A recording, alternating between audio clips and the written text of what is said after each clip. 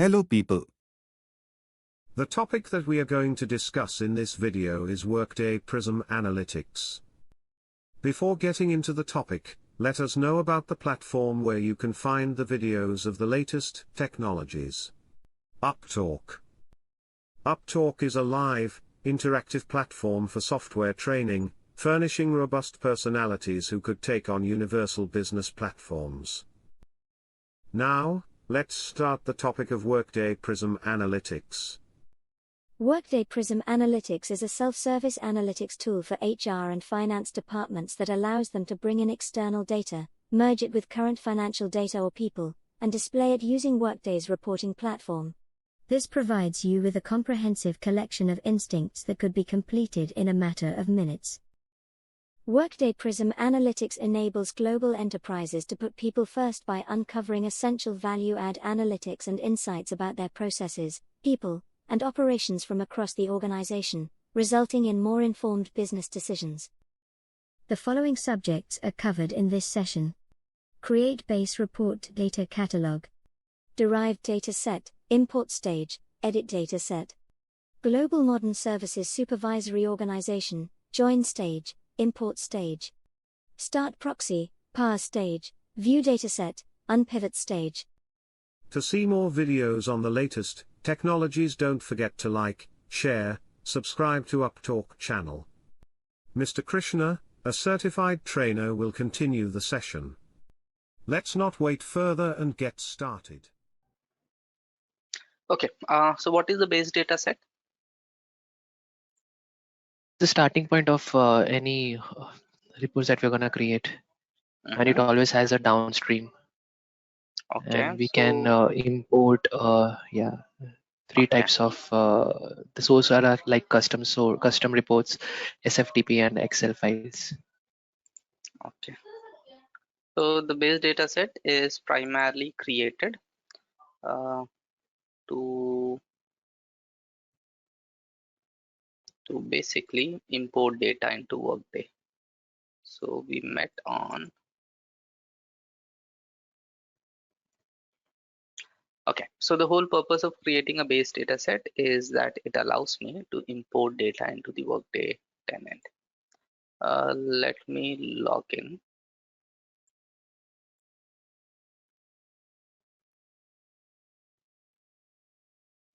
So I'm proxying as Logan McNeil. We had created 3 base data sets.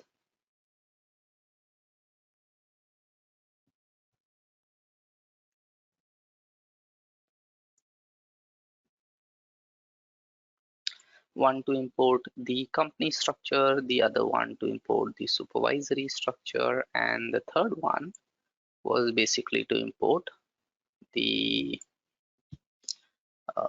worker details. Okay, so let's go to the data catalog.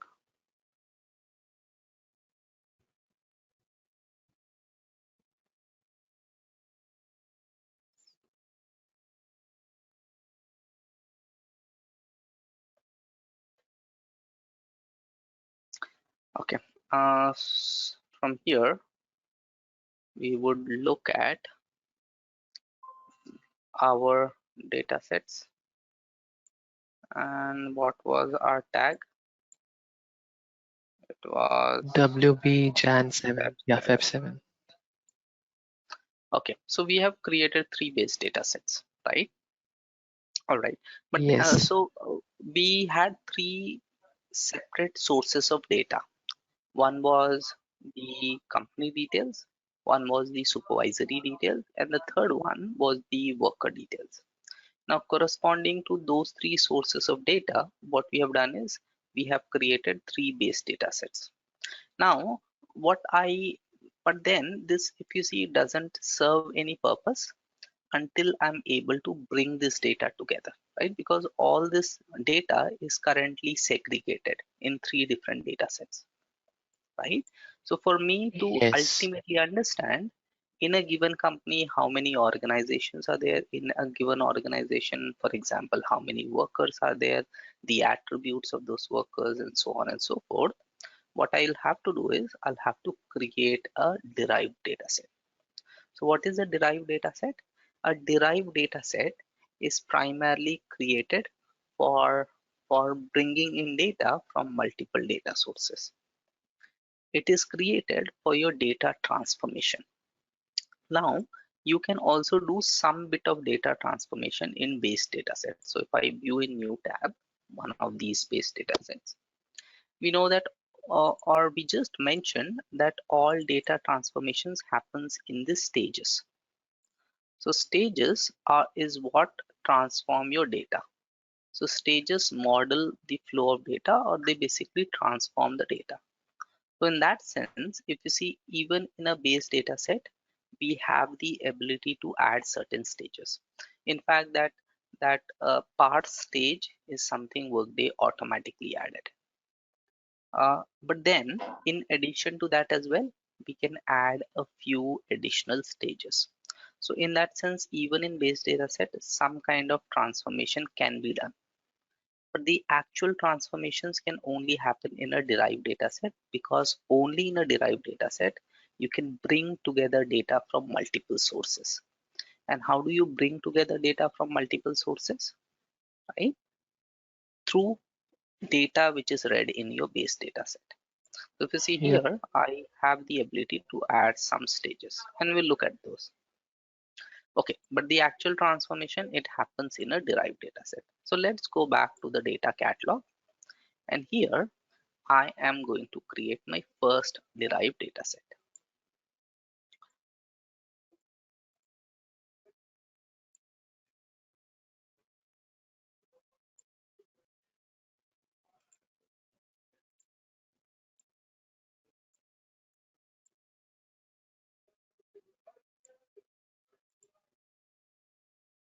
Okay, so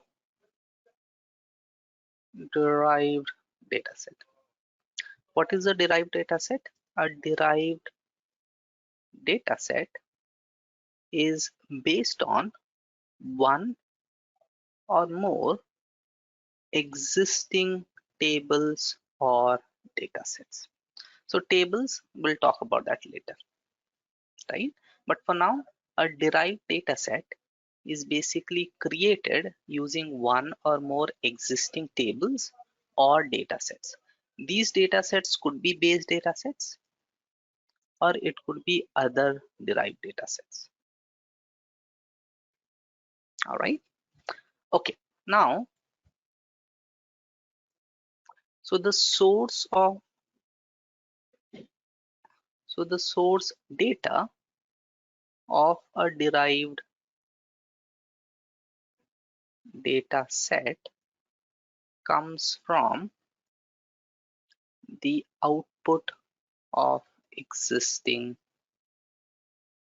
tables or data sets, right? So when we create a base data set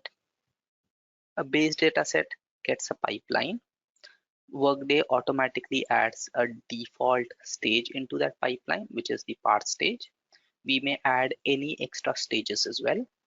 Data enters the base data set, goes through this transformation in different stages, and finally comes out of the base data set. Now the output of this base data set would become the source of data, or the input of the derived data set, which is consuming that data set. Okay, now what is the purpose of this?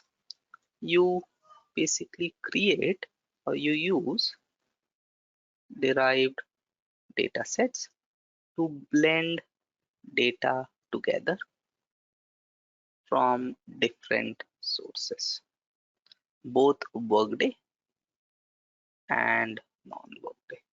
So it is actually here that you're bringing in data which is from Workday, which is non-Workday, multiple sources, and so on and so forth, right?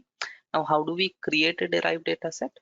The task for creating a derived data set is, if I come in here, create and derived data set.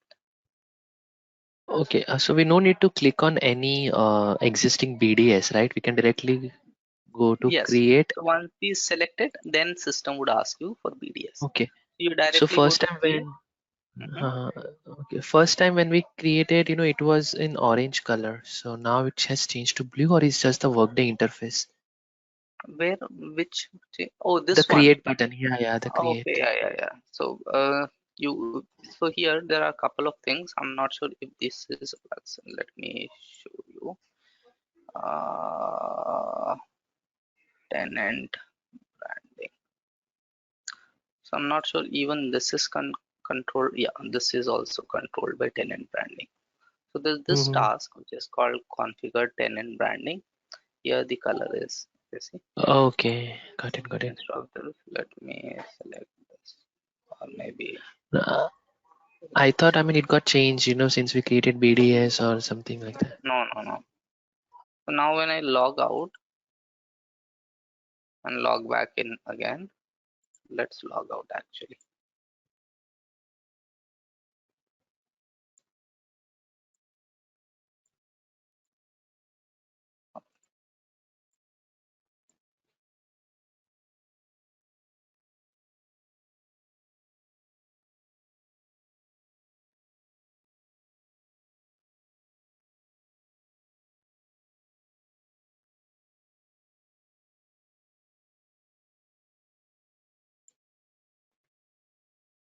Oh, it's still yellow here. Okay, I'm not sure, but Yeah. you don't have the ability to change individually. It still Oh, must okay, okay. come somewhere. Okay, any which ways. So create and create a derived data set, right? Now, when you create a derived data set, that's when system would ask you which of the base data sets you want to use to create a derived data set. We saw that the moment we created our base data set, Workday automatically added the primary pipeline, right? So Yep. Workday automatically added the primary pipeline. Here, I have mentioned that a derived data set can consist of multiple tables or data sets. So the moment you select the first base data set, if you see, when I'm creating this derived data set, the first table, the first base data set, or the first derived data set that I select, that becomes the primary pipeline for this derived data set that I'm creating. Okay. So what is the Okay. primary So we'll have to pipeline? The choose it primary, carefully. right, exactly. So the primary pipeline is simply the primary source of data, but it can get data from multiple sources. Okay, so in that case, let me ask you this. Which of these, so if you see, I have the company structure, within company, I have supervisory details, and within supervisory, I have the worker details. So which one do you think should be my primary pipeline? It should be company details. Yeah, so it should be company details because ultimately what I need is for this company, I want to extract all the data, The right? supervisory organ worker details. Right, and worker Yep. details. So the pipeline you choose. So now I'm coming here, creating a derived data set. I'm searching for it, and this becomes my primary pipeline. So the moment I select it, system would ask me for a name, and I'm calling it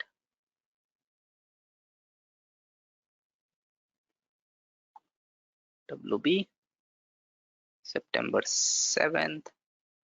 This is my DDS 01. I'm creating it. I'm just calling it. This is my level 1, and this has my company details. So I'm just calling it company details. Okay, tags, I would link it to the tag that I created earlier. I can give some description if I want to. And okay, now this is all I need to do. The moment I do that, system would create my derived data set. Now this derived data set would basically have all the data which is coming from the base data set. What is that base data set? Basically the company details. So if I click on edit, if you see here, Workday has automatically added the primary pipeline, right? But more importantly,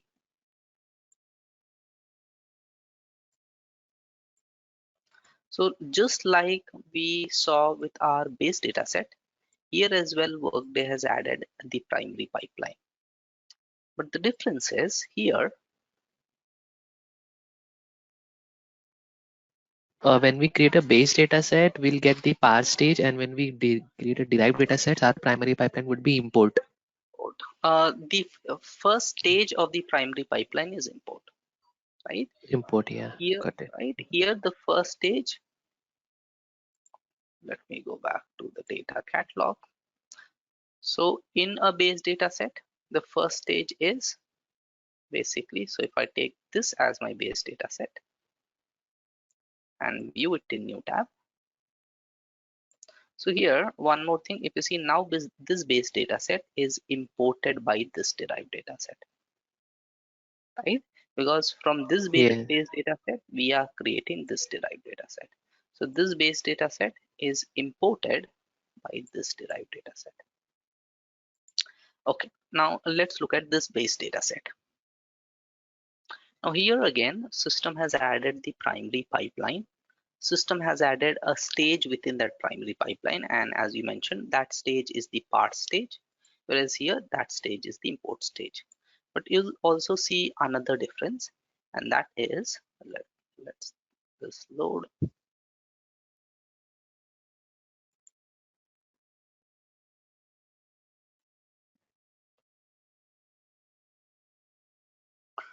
Okay, so here what you said is right. We have the primary pipeline, within that we have the parse stage. Here we have the primary pipeline within the import stage. But the second difference is here, if you see, there's no change pipeline option, whereas here there's an option to change pipeline.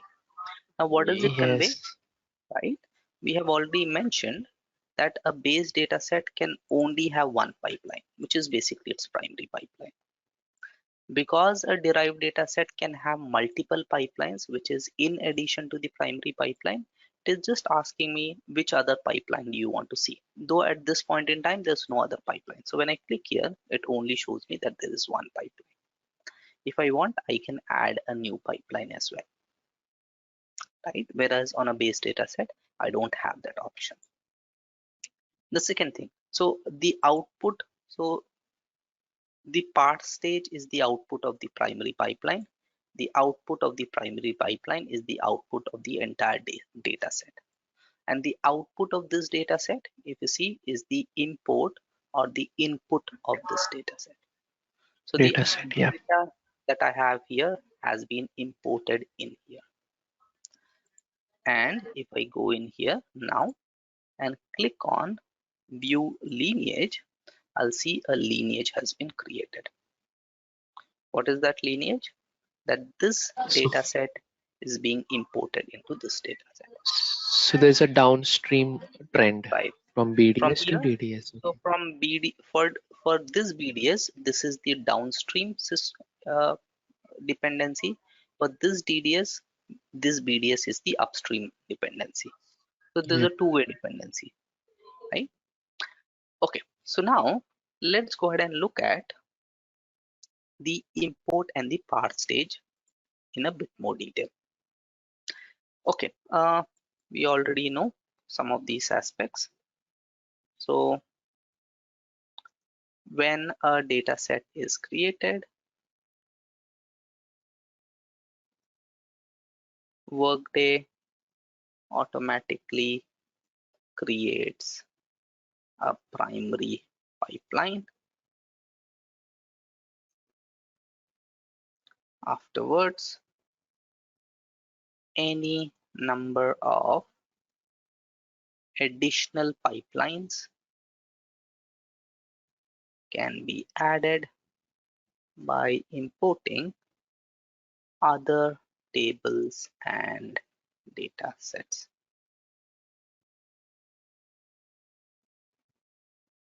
right?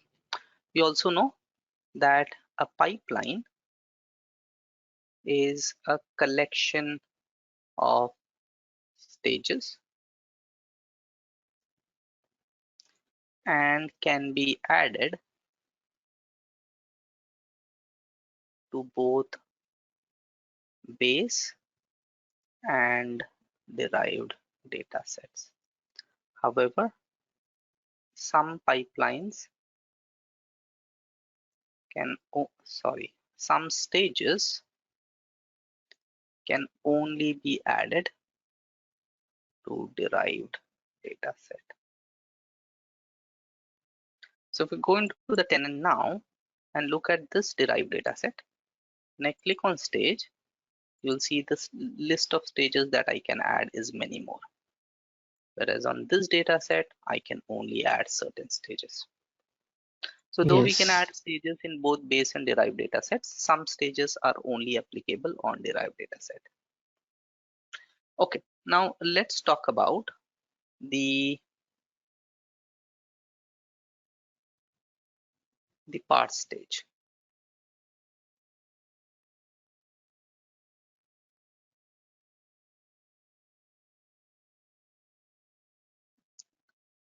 Okay, so the first one is the import stage.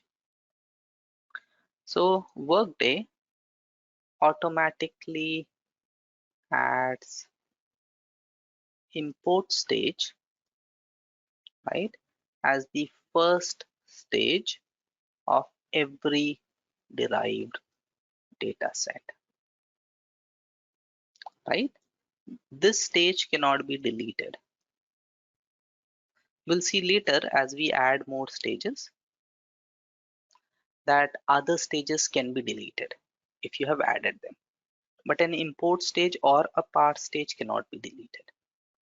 So Workday adds an import stage for every derived dataset because it is simply importing data from other datasets or other tables. Okay, so if I go back, you see that I do not have an ability to either delete a parse stage or delete an import stage. Okay, so before I talk about parse stage, let me first add a new stage to this pipeline. And this stage I'm adding, if you see, I have three base data sets and I have data in three separate data sets. Now my requirement is to bring that data together. And how am I going to do that? Through this derived data set. So I'm adding a new stage, and the stage I'm adding is a join. So what is a join stage? A join stage is basically added to join data from multiple data sets or tables, right? So join stage basically joins or appends columns from different tables. So in my table one or data set one, whatever you want to call it. So let's take a random example. I have in table one, so this is my table one.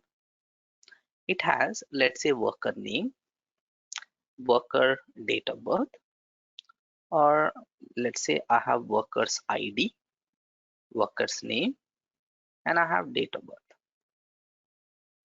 Okay, so for first employee, the ID is, let's say, E01. Then I have E02 and E03. So table 1 is my employee master.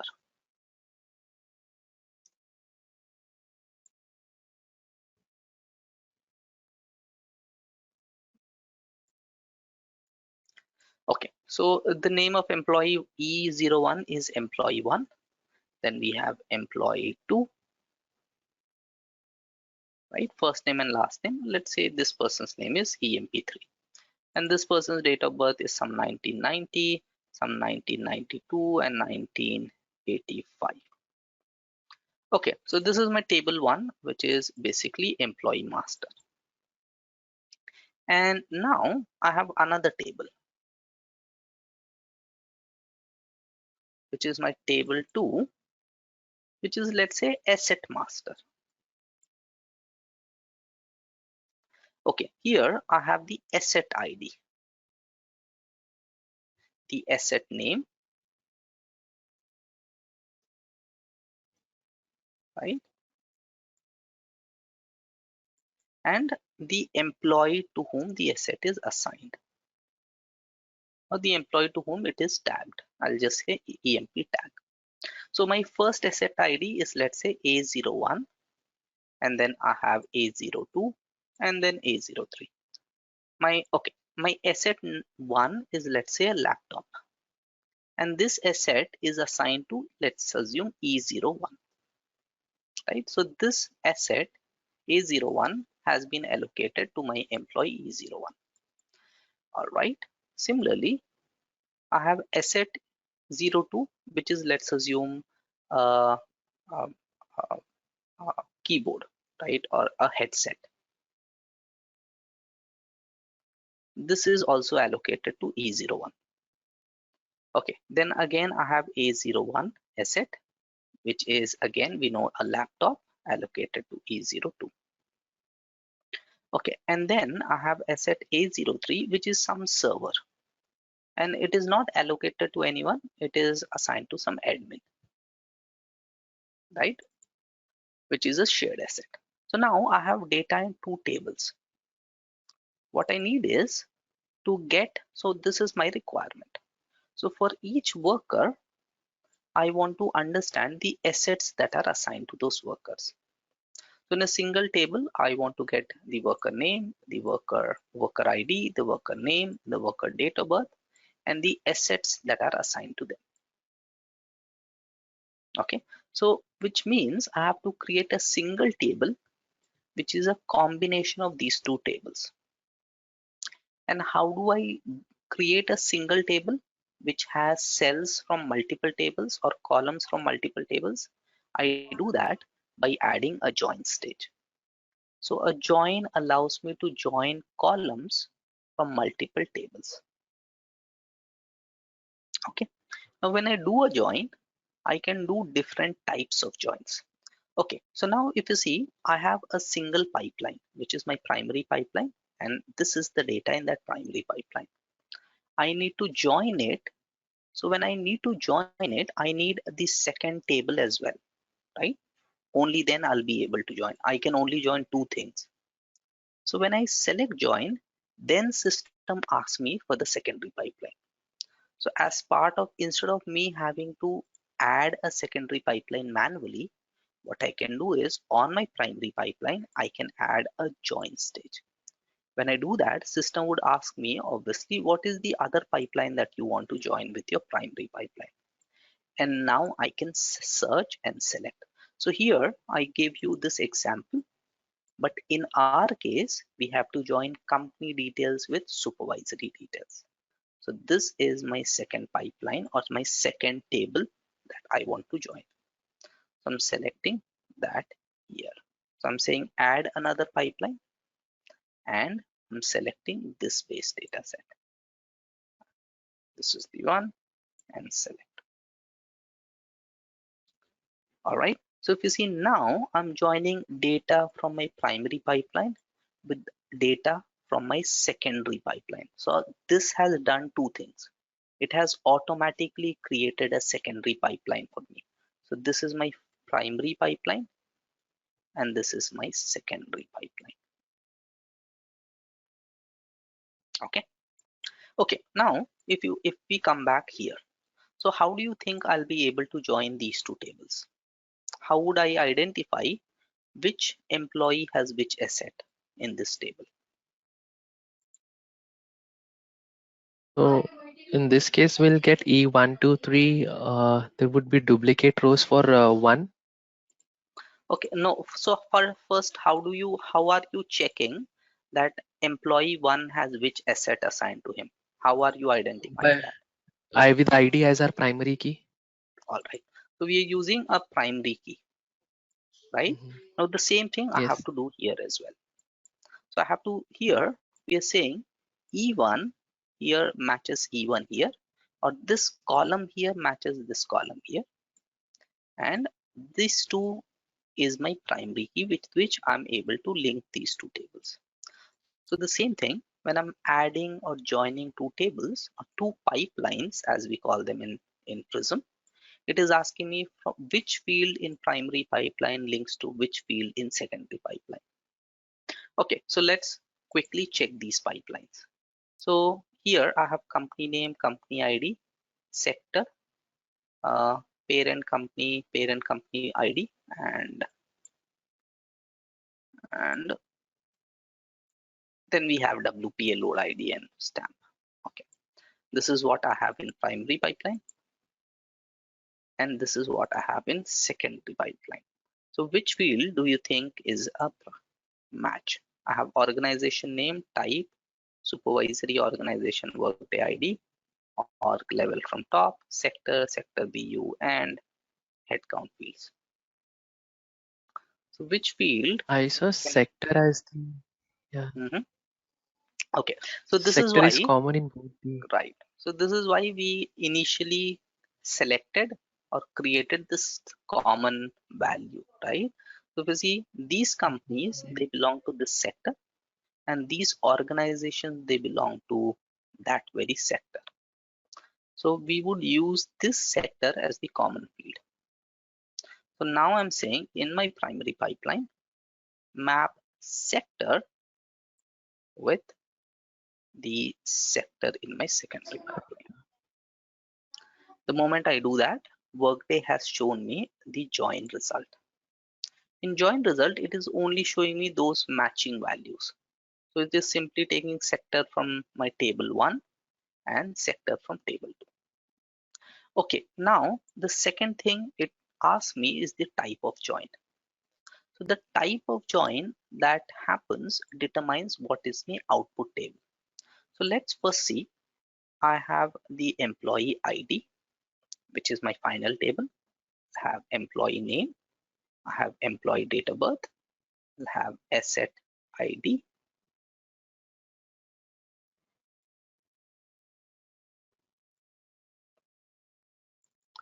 I'll have asset name.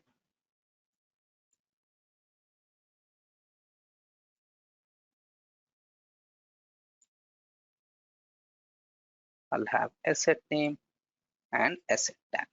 So this is how my final table would look like. Okay, so now ID here or ID here maps to this here, and it also maps to this here,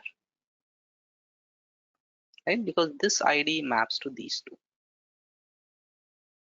yes. These are common values. So I'll simply copy them and paste them here.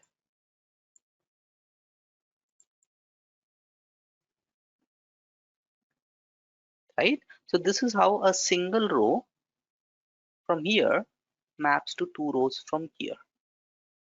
Okay, similarly, I have E02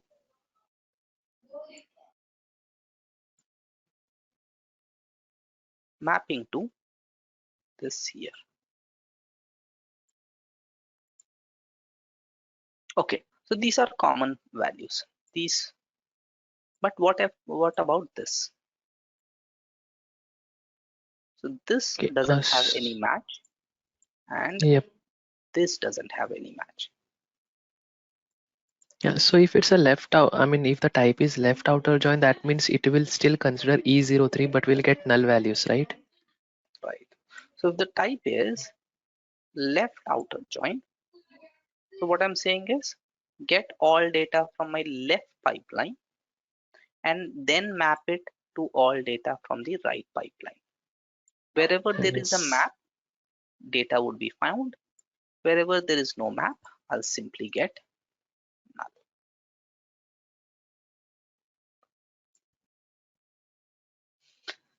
All right. Okay. So what other types of joins are there?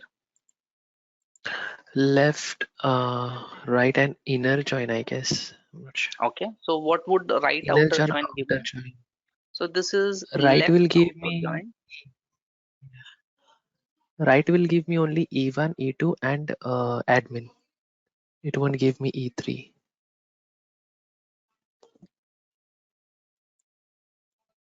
So this is left outer join. Okay.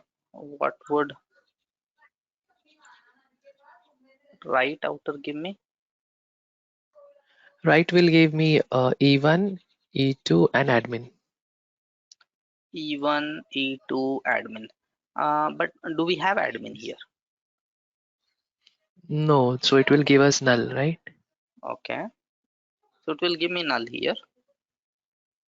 And here? A03 server and admin. Okay. And then we have, I guess, inner join. which will give us the combination, I mean unique values. Like it will give us only E1 and E2. It won't pull E03 and admin, So inner join would only give me that data which which is has available a in both the combination, data right? tables. So it only gives me combination. So inner join will not give me this row at all. And what is outer join? Yes, Full outer join? Com combination of everything is 0, 1, 2, 3 and admin.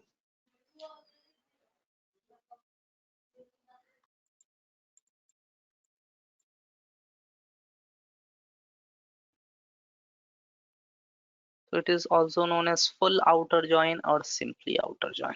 So that will give me this as well as this.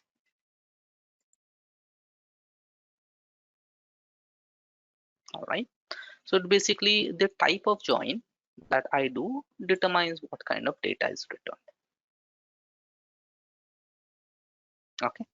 All right. That is perfect. So here I want to, the default join type is left outer join, which means system would check the matching values from left table and then map it to the mapping values from right table. Wherever there is no mapping value in the right table, it simply gets null. Okay, the next thing that I'll have to select which fields from primary pipeline should be included and which fields from the secondary pipeline should be included. Okay, so now by default what we have done is we have included all fields from primary pipeline, all fields from or all columns from secondary pipeline. But do you think we could have avoided some of these or any one of these columns? No, I mean it depends on a requirement, right? I mean in this case we can consider all the columns. Right, or yeah, so in this case we can probably consider all the columns because we have admin which is unique here, but most probably I could have avoided this, right? Because employee one and these IDs are actually mapping these values. Okay. So especially in left outer join we can avoid the one of these columns, right? Because if you see it has exactly the same data as it's here, right? This is simply a Mhm. duplicate. Or if I come here, if you see the sector here, which is what is joining to sector in my secondary table, and they are exact duplicates, right? Except for where there is no value at all. But that is fine. Even in that case, I can completely remove this column because it will only give me null wherever there is not a match. So now here, any which ways, I would select which fields from my primary pipeline will be available, and I'm selecting all the fields will be available. So now it adds all the fields from my primary pipeline. And then I can click here and say which fields from my secondary pipeline will be available. Now here I don't need sector because sector is something which is any which way is coming from the primary pipeline. That is the matching key. Only because it is Yeah. matching, it is giving me unique value. I'll remove So in sector this B. case, Mhm. we are using left outer join. So anything which is available only in our primary pipeline would be available, right? Exactly. Yeah. Right. So here A03 is not coming. Right. Okay, now for that, in order to handle that, what I've done is, and that's why if you see in my supervisory structure, I have actually created two types of sector fields. One is sector and the second one is sector underscore VU. All right, so what I've done is, let me go ahead and save it. So when you create a supervisory org or any organization in Workday, you associate with that a subtype, and that is the property that I have basically used. So every organization in Workday, as I mentioned earlier, has a subtype. So for these companies, these are the subtypes. Similarly, for these supervisory orgs, I checked their subtype and simply got that subtype, and that's what I'm calling a sector, right? So that is one property that I've used to join data. Okay. But the problem with that is, let this load and then I'll show you. So in which case, while that loads, if you see now when I click on change pipeline, I have a secondary pipeline as well. So this is my second. If I click here, So this secondary pipeline or this additional pipeline again automatically has an import stage. So even though we simply joined it, Workday automatically created the additional pipeline, imported the data from supervisory structure, and then did a join. And that join is only available if I go here on my primary pipeline, right? So whenever I click on any stage, system shows me the output of that stage. When I click on output, import, if you see the output of import stage is basically what it imported from the company details, the base data set, and it has 7 rows of data. However, when I click on join, if you see now, when I click on here, it is showing me the output of the join stage, which is basically a combination that I've done or the joining that I've done between the primary pipeline and additional data set. Okay, so whenever we click on any stage, system shows me the output of that stage or the final output of that stage. Make sense? Yes. Okay, so let's look at the supervisory structure once again. Now the problem I had was every organization, so when we create a supervisory org, we create a hierarchy of supervisory orgs. Let me show that. If I go to global modern services,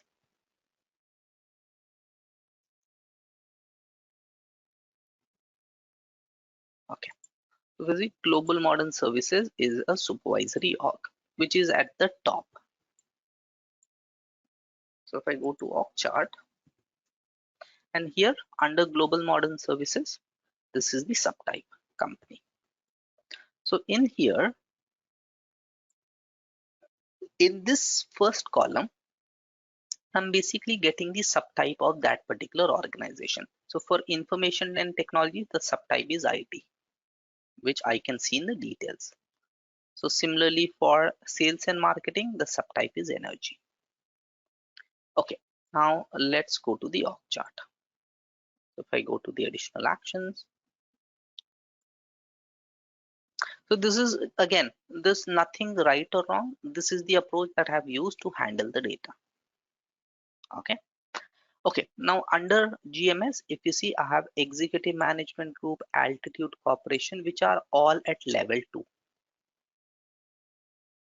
So altitude corporation, company Z, executive management group, HANA Cloud 1, these are all level 2. And these are the subtypes of these organizations. Now under level 2, I have my level 3.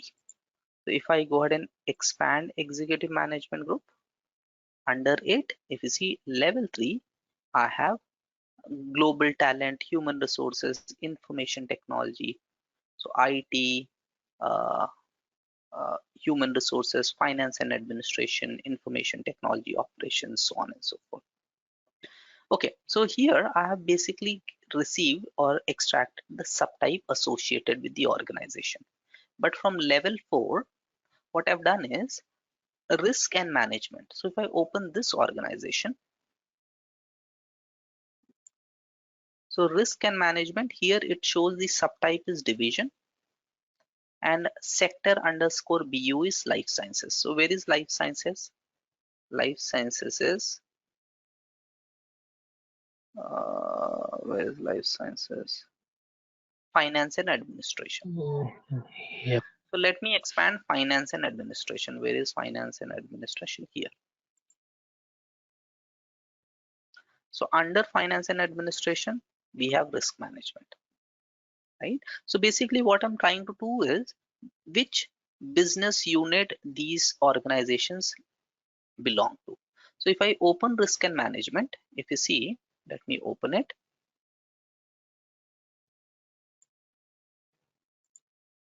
So for risk and management, once again, if I come down here, its own subtype is division. So if I come to details, its own subtype is division. But it is part of which business unit? It is part of finance and administration. And the subtype of finance and administration is life sciences.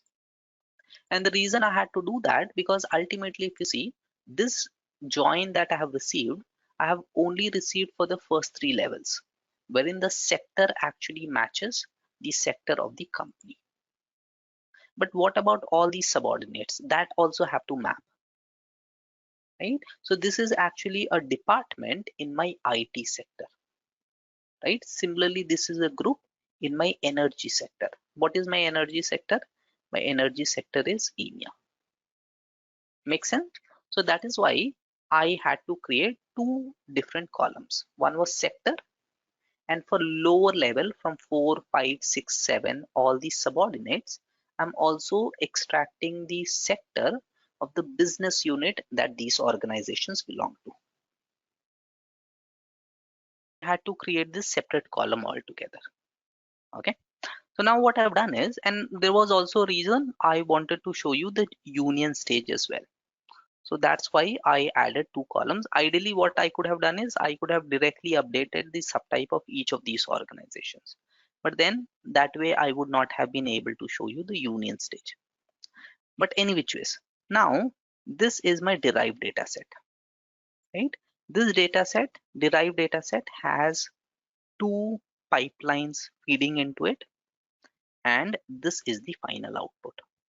So whenever you add a stage, the stage may change the number of columns as well as rows. So if you see here in my import stage, there were 7 columns of data and 7 rows of data. But after my join stage, my columns have changed to 16 and my rows have changed to 9. So adding any stage may change the number of columns as well as rows of data. So But that stages, depends on us, right? the type of stage you have, Yeah. right? So that depends on the type of stage. That also depends on the data that is available, right? But yes, it may change, and that's what we are saying.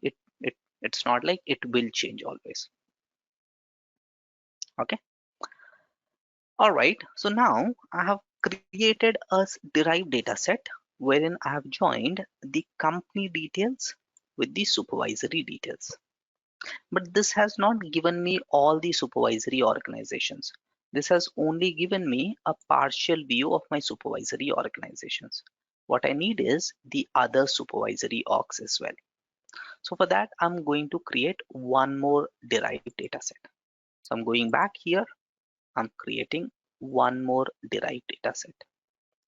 Let me copy this.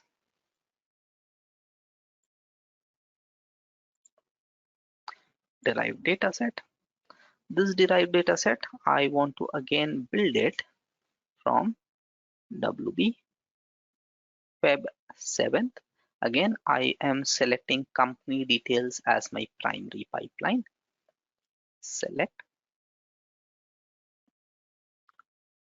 I want to call it DDS02. Link it to the WB September 7th and save this.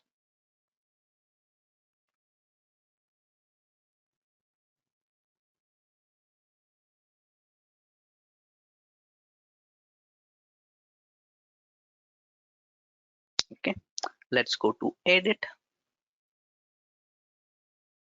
Workday has added the import stage. Now I already have the join between the company and the supervisory organizations based on this sector, which is up to level 3. What I need is also to identify which company and which of these subordinate levels are mapped. So for that, I'm adding once again a join stage. Again, I have to select another pipeline, and the pipeline that I select is once again supervisory organizations. To WB Feb 7th, supervisory organizations, and select. Once again, system would ask me which primary pipeline. So my primary pipeline field remains the same, sector, but this time I want to map it not directly with sector, but sector underscore BU. So this is where I'm mapping it. Earlier I had mapped it with sector. And I want to select all the fields from my primary pipeline, from my secondary pipeline.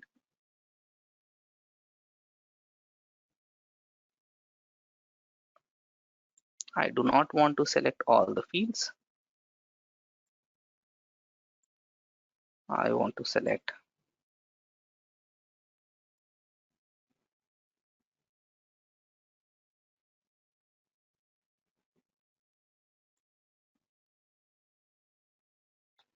sect, right? Because this is something which is already coming in, and I'll say done. So now if you see, I have all of my data mapped, but in two different derived data sets. In DDS01, I have these companies mapped to these supervisory organizations, and in DDS02, again I have the companies, but this time they are mapped to all these subordinate supervisory organizations, which are at level 4 and 5 and 6 and 7. So here the number of rows are much more. Here I only got some 7 or 8 rows. Make sense? Yes. Okay. Now if you see, I have data. Now I have managed to join my data, but that data is segregated across two different derived data sets. So I have DDS01, which has the mapping of companies with the supervisory orgs in the first 3 levels. And then I have DDS02, which has the mapping of companies in the supervisory org in the subordinate levels, level 4 and 5 and 6 and 7 and so on and so forth.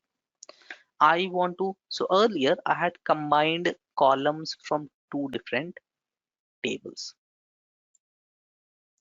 Now I have table 1, let's assume this is the table 1, and I have table 2, which has, let's assume, data for a different set of employees, but same data. So this is my table 2, which has data for E04 and let's say E05, and let's assume E05 and E06. I'm just taking some random values. Let's not consider this. We don't need this anymore.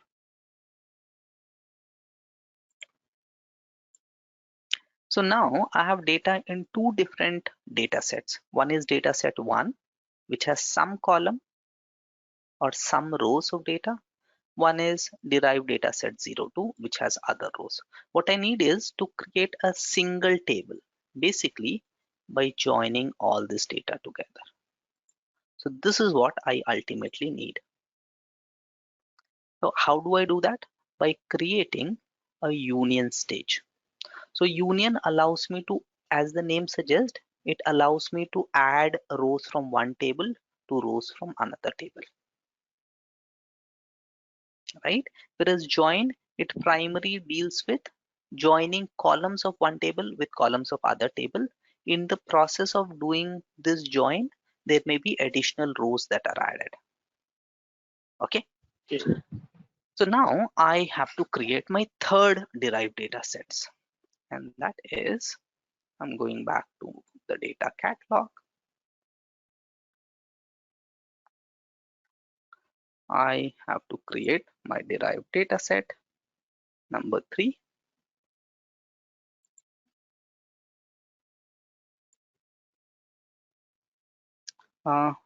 I want to take this as the primary pipeline. Select it. I would simply call it DDS03.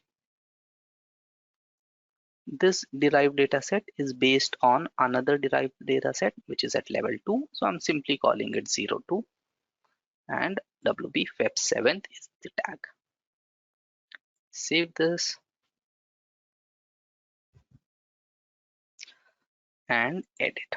So this DDS03 has the same data as DDS01 now, because this DDS03,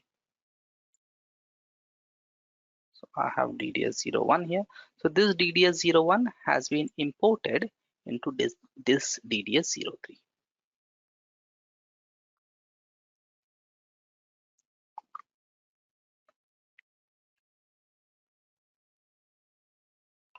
Or I actually didn't have to do that. I could have directly unioned. Okay, this is actually not required. Okay, a union can be similar to the full outer join, right? No. See again, the idea of a full outer join. Okay, so this is a full outer join, right? Wherein I'm basically joining columns of table 1 to columns of table 2, right? Here the columns could be different. So here I have column as ID, employee name, and employee date of birth. Whereas here the columns are asset ID, asset name, and employee tag. So in join, my columns are different. System simply adds or combines those columns together. Whereas in a join, my columns in table 1 would be joined with columns in table 2. So, or sorry, whereas in union, system checks what are the matching columns and simply joins data or adds data from column 1 to column 2, or table in column 1 to table in column 2. Okay, so in join, my columns could be different because here system is only considering this primary key and trying to do the mapping. Whereas here, there need not be any mapping. Here, if you see, there's no match between E1, E, and here. The second thing, the number of columns as such wouldn't go up. Unless, Yep. of course, there is some random column which doesn't exist here, which exists here, maybe some DEF column. System simply adds this column here. So system would not go ahead and increase the number of columns. Right? So union is simply adding data from table A to adding data from table B. There need not be any primary key. Nothing is required.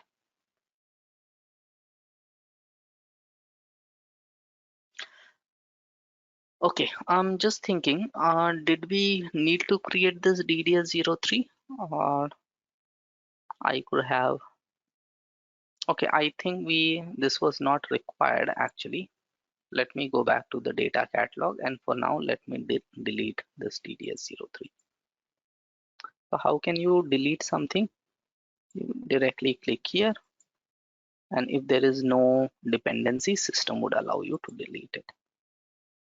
I'm deleting DDS03 for now. Okay, anyway, the reason I've deleted it is because using DDS01 and DDS02 itself, I can do a union. So now I have some data in DDS01, some data in DDS02. I want to add that data together. And how do I do that? By doing a union. So I'll click here, click on a union stage. Again, system would ask me which is the second pipeline I want to use. So the second pipeline I want to use is basically this one.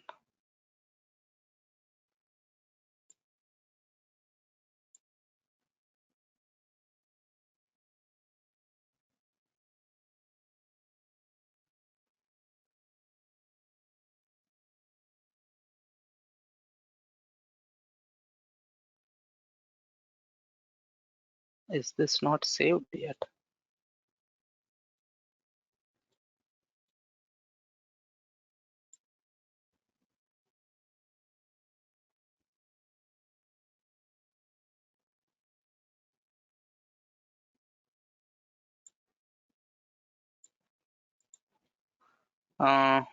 DDS02,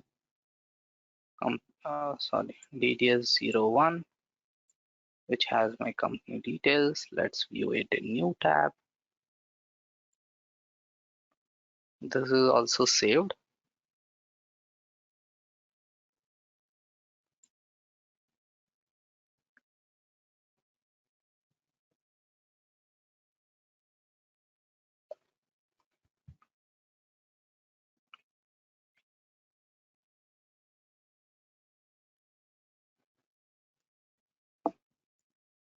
If it doesn't work, then we'll add a new derived data set. So let me try one more time. I'm not sure why system doesn't directly allow me to select it here, but any which ways. Okay, I'm clicking on edit.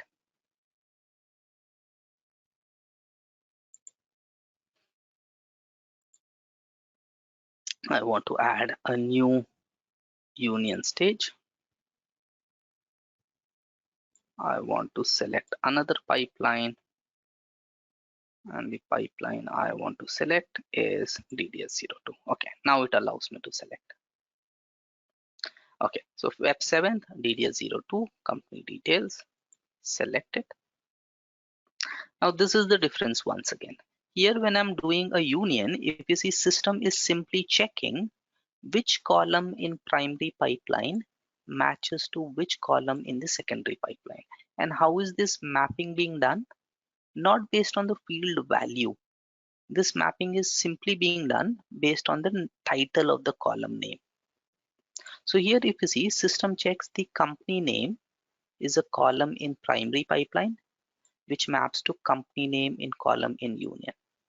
And simply company workday ID is sector. So here there's a perfect match. So these are my two pipelines, and this is the output, which basically has the same columns as my.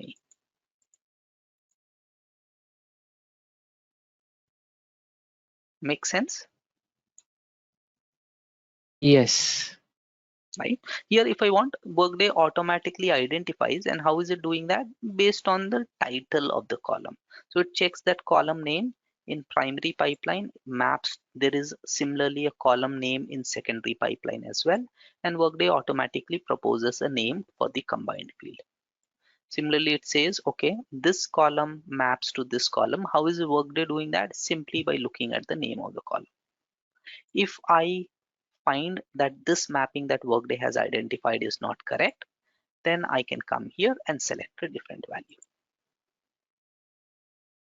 Okay, but based on the name of the column, system automatically identifies that this column should map to this column in a given pipeline. In a join, it was basically the value of that column. Okay, and if I want, I can change the name of my union column, but that is fine. I don't need to do that. I'll simply say done.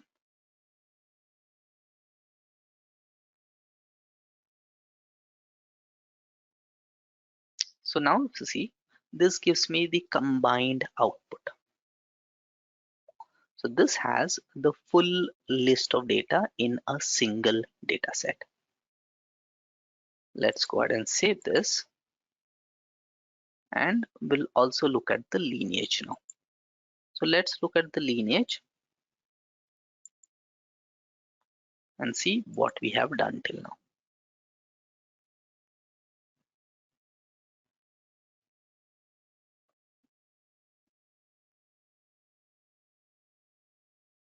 Okay, not the lineage of DDS02. I need to look the lineage of DDS01. So view lineage. Okay. So if you see, what did we do? We took BDS01, we took BDS02, and we joined them in DDS01. Right? Similarly, we take BDS01, we took BDS02, and both of them again we joined in DDS02.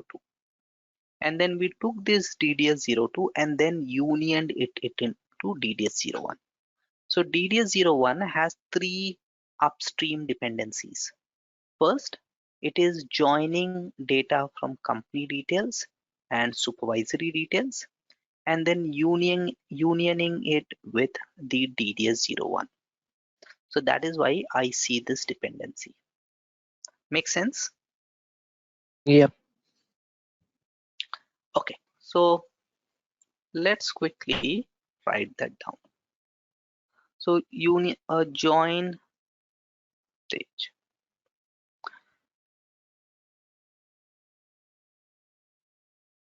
The join stage specifies basically which rows from each dataset pipeline to include in the join result. It joins or clubs or adds columns from two tables or pipelines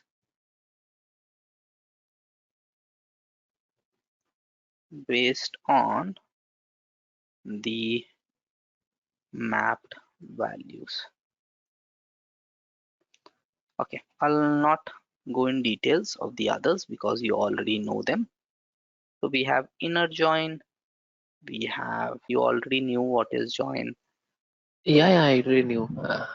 I have an IT background, so I'm aware of these types of joins, Okay, but I have not implemented anywhere in Workday Prism. So okay. So this is actually, again, you mentioned it right. This is not a concept which is unique to Workday. They have obviously taken it from Oracle, right? But the only difference is in Oracle, if you had to do the same thing, you had to write an SQL statement, right? Select Mhm. start from this and then join it with this and so on and so forth. So Yes. Workday has made it much simpler. It's basically a user interface. Okay. Uh, then we have the union stage. Okay, and the idea for a union stage is that you can include two data sets or two data sets or pipelines, whatever you want to call it, in a union stage to combine data from both those pipelines.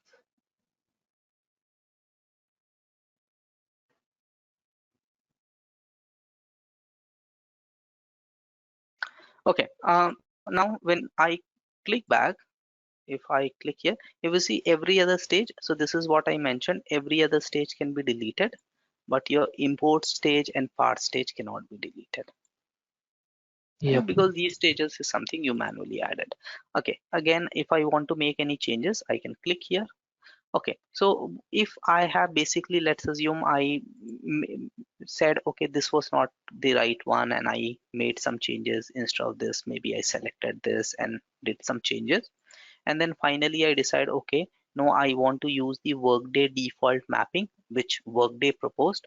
I can click on rematch. When I do that, Workday would basically discard all the changes that I have done, and it will basically rematch the way it did when we initially created that join. So whatever changes I did, maybe I made 10 changes and I don't remember what. I simply want to use the default setting that Workday has done when we initially created the join, basically start from scratch. I can click on rematch. So if you see, it says any user specific mappings will be lost. So if I've done Okay. any mappings, they would all be mapped. So it will take me back to the default. Is it kind of similar to the reset button or? Yeah, it Yeah. kind of reset Okay. button. Okay, if I click on clear all, it will basically discard all the field mappings that have been done. And then I can go ahead and do those mappings uh, myself.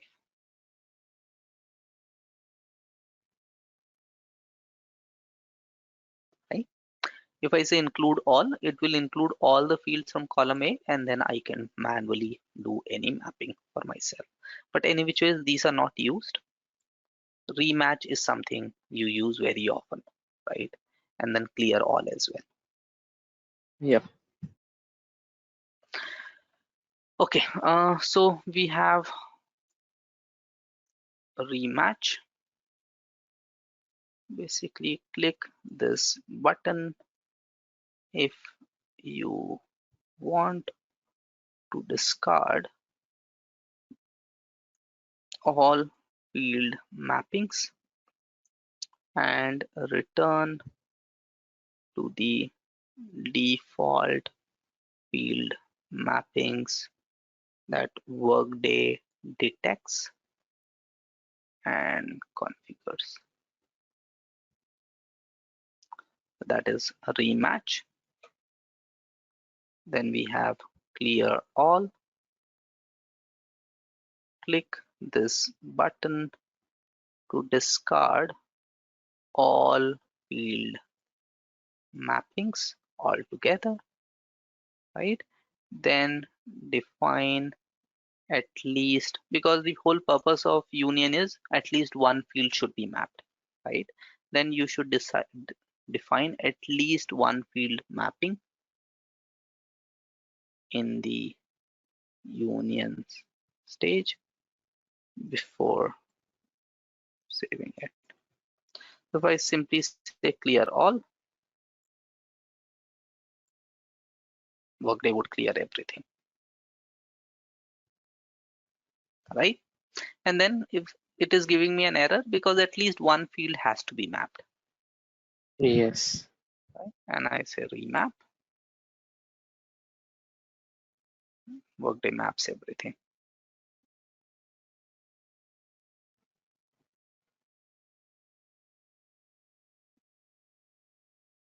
Okay, in which case I'm not going to save it.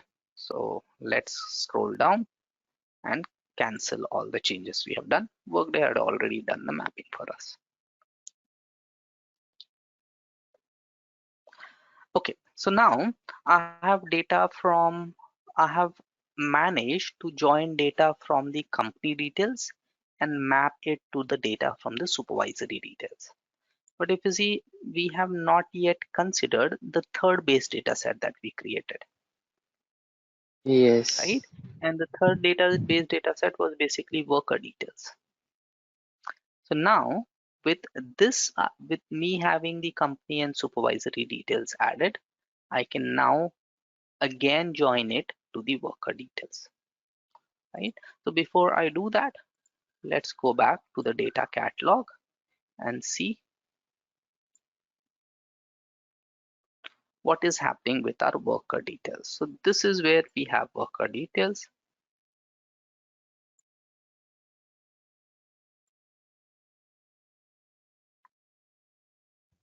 And what was the so now what would I do? What do I need to do? So here I have the final all supervisory and company details, and I need to map it to the worker details. So which stage would I add this time? Again, join. Okay, and what is my primary key? So let's open the two data sets and quickly see what should be the primary key based on which we have to do that join.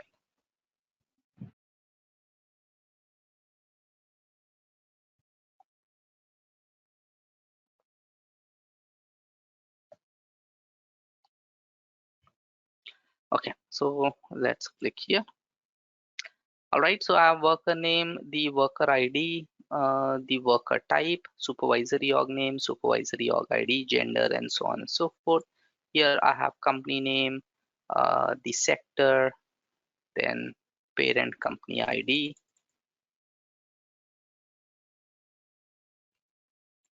and we have supervisory org name, supervisory organization. We can take a supervisory org name. All right. Okay, so here the mapping key is the given worker belongs to a given supervisory organization, and that supervisory organization obviously has a unique ID. I can map the name of the organization. Name is not actually a complete mapping because multiple organizations may have the same name. Yes. So I'll do a mapping with the name as well as ID. So now I can Okay. come back to my derived data set and add one more join stage. We are doing this all in BSD 1, right? 01. In DDS 01 derived data. Okay. Let me go back. Cancel. So if you look at the lineage, again, I joined BDS01 to BDS02 with our DDS01, and then I unioned my DDS01 with DDS02, which was again a join of BDS01 and BDS02. So now in DDS01, I have the final company and supervisory details, and this DDS01 again I want to join it with my worker details. So I'm doing it all in DDS01. Okay, that is why looking at this lineage now, this is still simple wherein I have a few data sets, but when you work in projects this might become very complex. So having this lineage open gives you that view of what needs to be done, right, or where we are. Okay, so the reason I'm doing it in DDS01 is because it has my final data, my company details as well as the supervisory details. Okay, I'm clicking on add stage. I want to do a new join.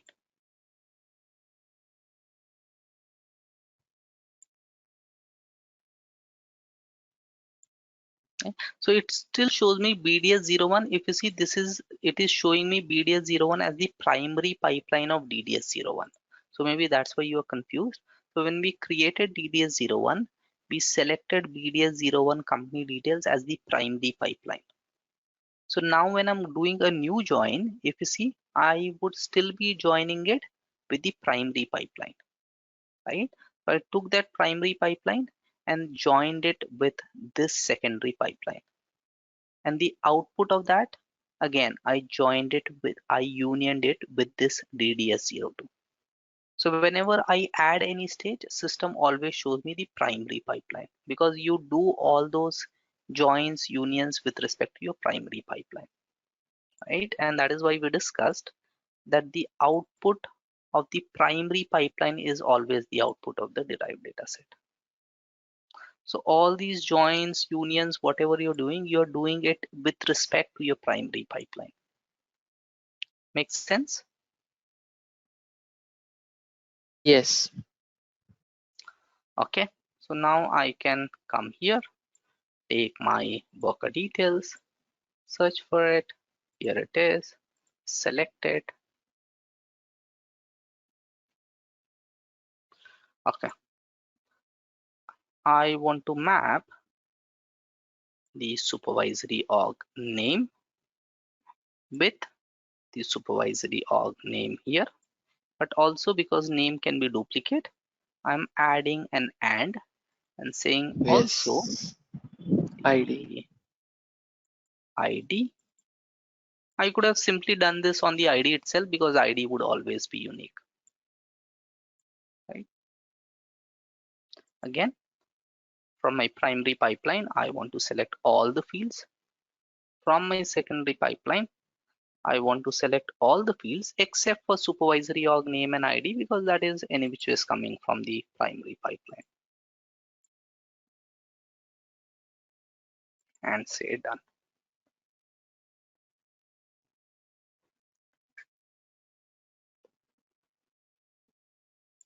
And if I save this, now if you see, this has 32 fields or rows or columns. Earlier it had 16 columns. If I refresh my lineage,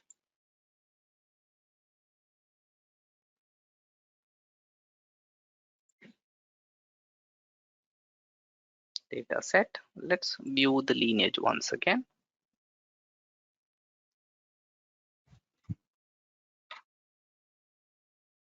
Is this not saved yet? Okay, now I'm going to save it.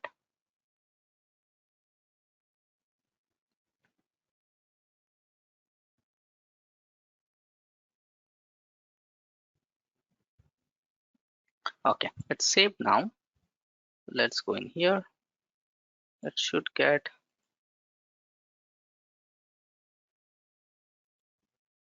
okay, and which ways? Let me view the lineage from here. From there, it's not showing. Okay, so now if you see, this is actually importing data from 4 different sources. BDS01, BDS02, BDS01 was the primary pipeline. It was joined with BDS02, unioned with DDS02, and then finally again joined with BDS03. Make sense? Yes. Okay, so till now we have managed to basically get data joined from all the three sources, right? But all these three sources are just coming from Workday, right? So these were three custom reports that we had created. Obviously, when we are saying custom reports, these were all based on Workday data, and we simply imported those custom reports, and then we have joined and unioned and other kind of transformations. So we have a single data source now, right, which has all the three data which is coming from Workday. But then that is not obviously the full capabilities of Workday. Workday also allows you to get data from outside Workday and then add that data to data which is coming from Workday or which is coming from other non-Workday sources. If you remember last time, I mentioned that we would also be getting data from outside Workday. And for that, I have created a sample file. Now, this would not make much sense now because obviously this is a comma separated file and there's lots of numbers. But the idea is I would be importing this data into Workday. Okay, so here, Okay. if I just look at the column, I have worker, the employee ID, I have something called grant, and so on and so forth. So the idea behind this file is this file includes the stock grants of the employees, right? So basically the stocks that are assigned to the workers and how much of that stock is already granted or vested and how much is remaining. So in Workday, in advanced compensation, the management of stocks or shares, that capability Workday doesn't offer. So even though in Workday you can see what kind of stocks were granted to the employees as part of the advanced compensation review or the merit review or the appraisal cycle, you would not be able to see how many employees have actually vested, how many are pending, and so on and so forth. So that data I want to import from outside Workday. Now you can import data from outside Workday. We already discussed using two sources. Either you can import data from a file, a plain CSV file, or a tab separated file, or any other file, or you can also import it from SFTP. Now SFTP has a similar form. It's just that it's a separate server. We'll also see the SFTP, but we do not have the SFTP connection, so we'll not be able to actually import any file, right? But this is very similar or exactly similar to how we import data from a file. Okay, so first let's look at getting data. So create a data set. So earlier when we created our base data set, we created our base data set from custom reports. So we created our base data set from a custom report. This time I'm creating my base data set from A external file. data. And Yep. within external data, what you said is right. We have two options. For now, my external data source is simply a file. Ultimately, even if I select SFTP there as well, my source is a file that has been placed on an SFTP server. Okay. So the idea is you can create a data set using external data by uploading a file. Now the question is, even with SFTP, ultimately you'll be importing a file or uploading a file. So when do you use a file from your local machine versus when do you create a data set from SFTP? So the idea is usually when some data which is less likely to change over time. So maybe your company structure, let's assume, or let's say your stock grant details. Now stocks over a long period of time, right? Once you have granted your stocks for the whole year, that stock grant details wouldn't change. Or basically any other aspect which doesn't change very frequently, that is what you would usually import through a file, right? Now again, there's no hard and fast rule for this. The only difference is when you get some external data from SFTP, you can schedule a integration which will automatically run and read that data. Because when you specify an SFTP, you're saying this data set, let's say data set ABC, it is importing data from file location, some SFTP location, let's say 10.108. Whatever. And the file that it would import is some EMP details file, EMP details.csv. So when you create this data set using an SFTP, you would specify that this data set would import data from this SFTP server, this directory, and these are the file details. So once that is done, your integration can automatically run, for example, on a daily basis, a weekly basis, a monthly basis, whatever you specify, and automatically take the latest data or the latest updated data if a file has been placed. But from file, if you see, you're manually uploading it. So every time a new data comes, you'll have to manually upload it. So if some data changes every day, you'll have to keep uploading a new file every day. So that involves a manual activity, right? So this is usually used. So this method is usually used when the amount is data is not huge and the data itself doesn't change very often. So this is usually done. Okay, so this is usually done when data in the files is less likely to change over time, right? Okay, now the second thing is whenever you import data, so the maximum file size when you upload is 500 MB, right? So that's why I mentioned if the amount is data is huge or it is more likely to change over time, then you would not prefer a file method. Then the safety, in terms of safety as well, and the best way is to go through an SFTP server. Okay, and the file should simply be a delimited file.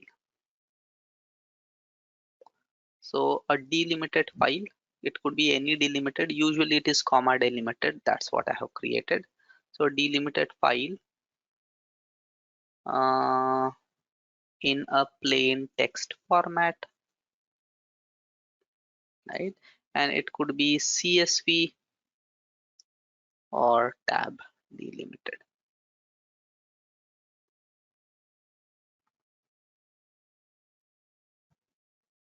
Okay, and then the file ideally should have one record per line, because system wouldn't be able to recognize if you have multiple records in a single line. Okay, so let's go into the system and create a new derived data set, a new base data set.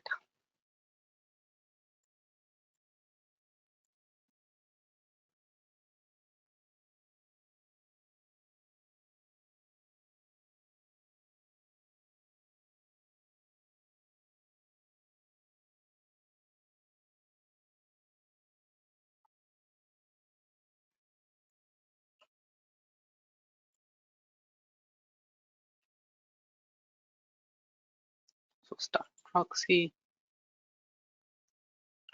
local McNeil.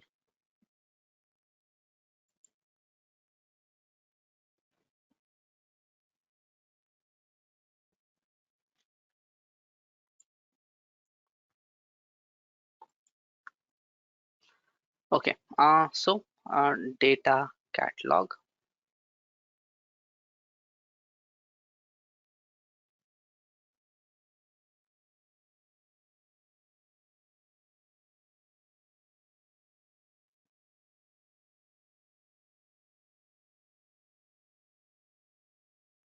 I want to create a new base data set, but this time I want to do that from a file.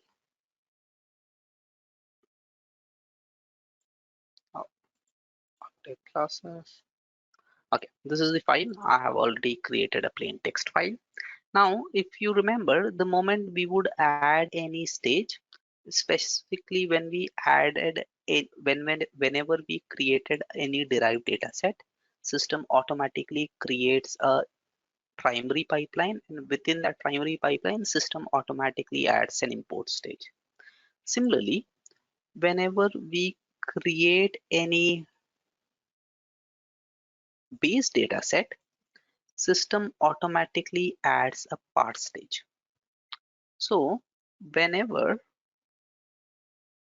you bring in data into data catalog using a base data set, and this data could be Workday data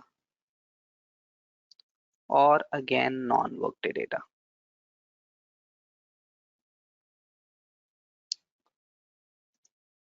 Parse Workday automatically adds a parse stage.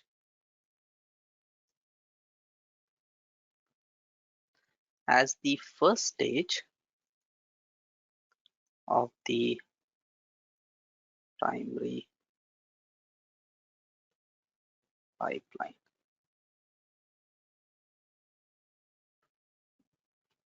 So when you bring in data into data catalog using base data set, Workday automatically adds a parse stage.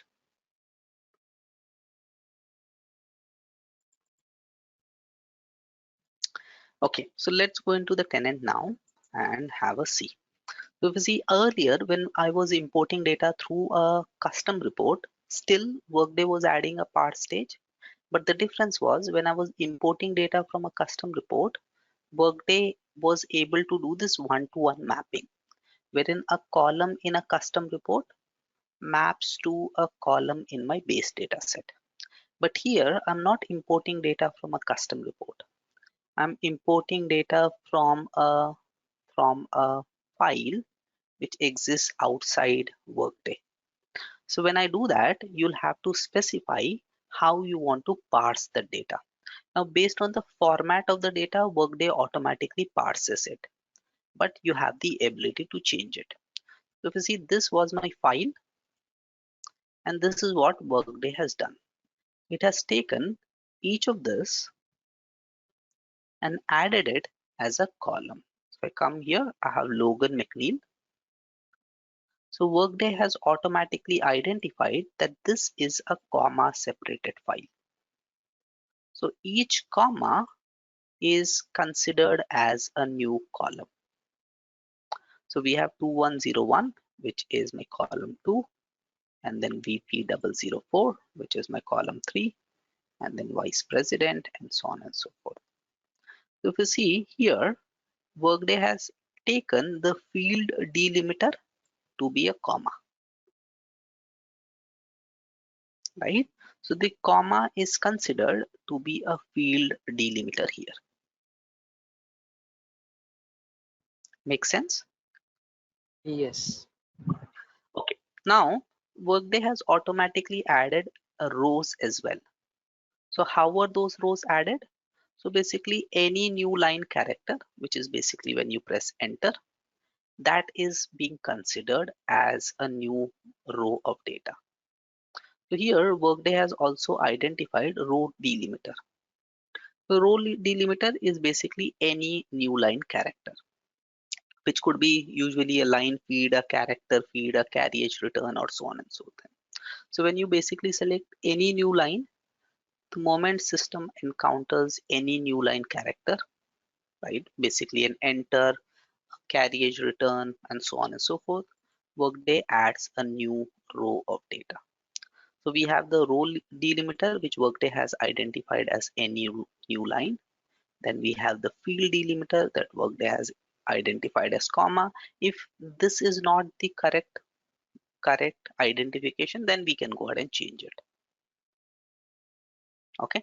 Next, I have the names of the columns at the top. So when Workday has automatically checked for the field names or the column names, use values from the first row. So from the first row, Workday is identifying the column names or the field names. Okay.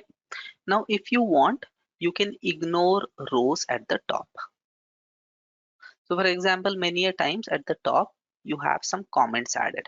This file is this, and use this file in this manner. Some description, some comments could be added.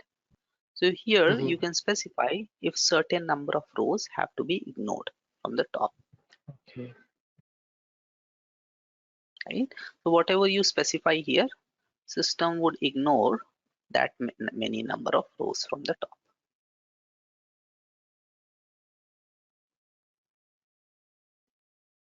Right? If you see, the first two rows are ignored. So this row and this row, these two rows are now ignored.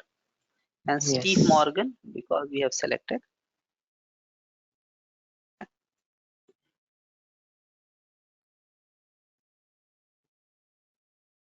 Okay, the next thing. Now what happens is, if you see, I have selected comma as my field delimiter. Now many times what may happen is comma is also part of your data. Now this is not separate fields, this is a single field. Now in that case, I can also specify the quote character. So what we are saying is the quote character is double quote.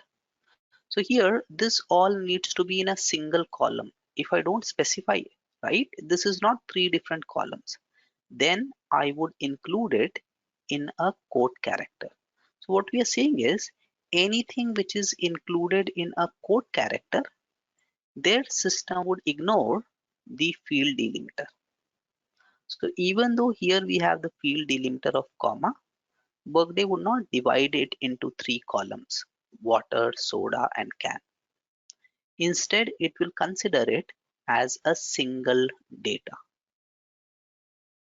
So anything which is included in quote character, whatever I specify here, the default quote character is also always double quote. So anything which is included in a quote character would be considered as a single column and included in a single column, not automatically divided into separate columns or separate rows. Make sense? Okay. Okay. Now, then we also have to specify the escape character. Now again, for our data, these two are not relevant because in our data, we don't have comma anywhere. So maybe if I use this as my, let's say, row delimiter, now if you see the moment system encounters this, system would take Patrick O as one row or one column, and Brian would automatically move to the next column.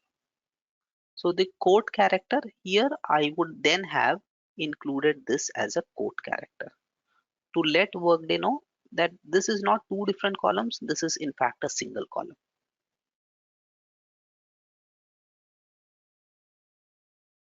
Make sense? Yes. Got it. Or let me do that. Patrick Logan McNeil test. Logan McNeil test. I have saved this. I am canceling this.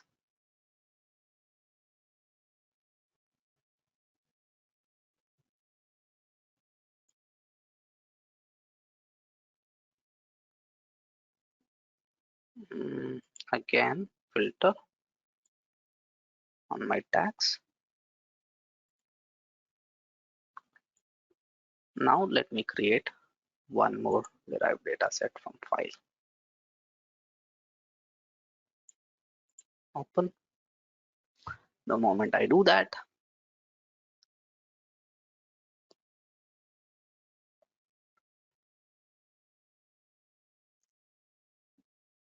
if you see, Yeah.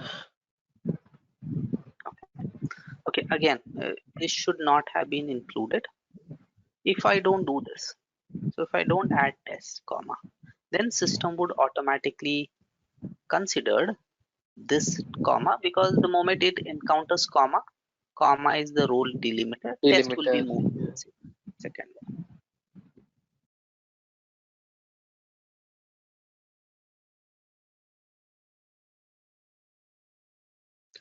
Okay, now what is this escape character? Now if you see, I have specified that this is my quote character. In the sense, anywhere you see a starting quote and ending quote, everything between those quotes is considered single point of data.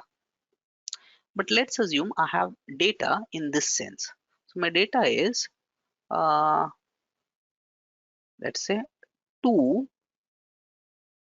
get 2 for the price of 1, or 9.99 each. So this is my data. Now in this data, if you see, I have my quote character, which is part of data, right? Now if I include this, ideally, if you see, okay, so let's assume this is my data, some comments. Now this all is a single statement. Now what will I do? I would add it to a quote character. This, this, and this. But the problem is, system sees that the quote starts here and it ends here. And then there's a new quote which starts here and ends here. So how would system distinguish that this is the quote character versus this is the actual data? So for that, we'll have to specify the escape character. So what we are saying is, if the quote character is part of the data, then it has to be escaped. So here I'll have to basically escape it, so that Workday identifies, Workday knows that this is actually not a quote. This quote is part of the data, and this is actual quote character. Make sense? Yes, and we are gonna do this in our file or Yeah, in the file, okay. right? So in the file, you have to specify data in this format. And then system checks, okay, escape character is a backslash. The moment it encounters a backslash, it knows that this is part of the data. So your file has to be in the right format. Obviously, you don't do it. Whoever is providing that file. So creating a file is not part of our responsibility, right? So we just import the file, but this is how these have to be read. Make sense? So I have the row delimiter, I have the field delimiter. Read the column names from the top. I have the quote character, escape character, the number of rows to include. Yep. Again, field values may contain new lines. Ignore this. So what we are saying is, your your field values, they may include any new line character as well. So if you select this, system takes a lot of time. So basically what you're saying is, so what is a new line? The moment system encounters a new line, it adds a new row. So if you see here, system encountered a new line and system added a new row in here. But when we are saying your field value itself may encounter a new line, now system checks. System is basically checking, okay, this new line character, should I start a new row from here or should I not start a new row here? So we are basically saying field values can contain new lines. But again, this is never selected, because when you select this and if the amount of data is huge, then system takes a lot of time to process your files. And then we are saying trim leading and trailing white space characters in the text field. So if you see here, we have white space characters and they are all trimmed. The trim leading and trailing white space characters in the fields.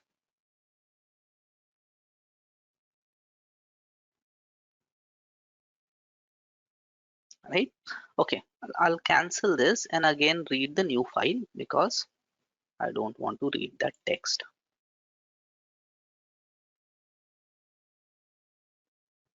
So create a new set from a file. This is my file.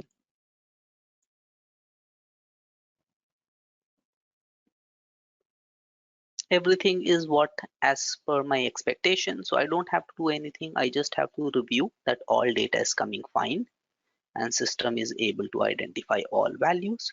Once I've done that, I would simply select next and give a name.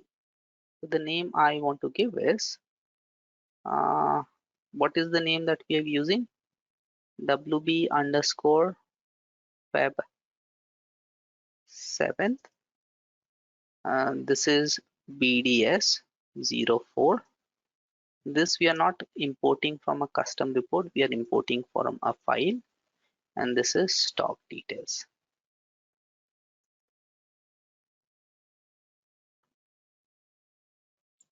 Right.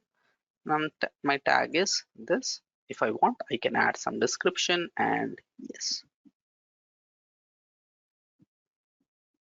So this has created a new base data set for us.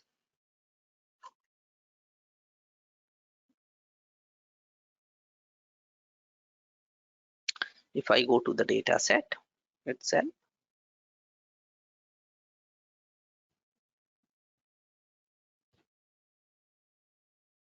right?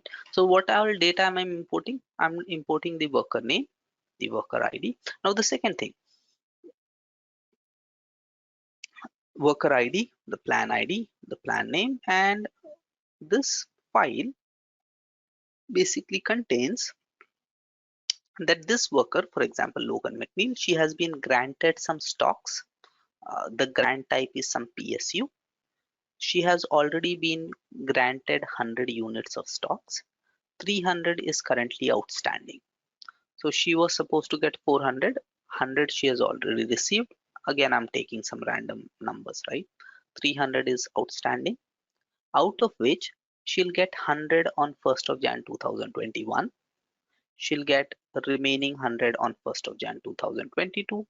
And the third lot, she'll get remaining 100 on 1st of Jan 2023. So these 300 units of stocks she can vest over the next 3 years, starting at January 2021. So this is the data that I'm reading. All right. Now I can go back to the data catalog and we have created our fourth base data set. Any questions? No. Okay. Now, if you see, if I go back to this base data set and let's edit it once again.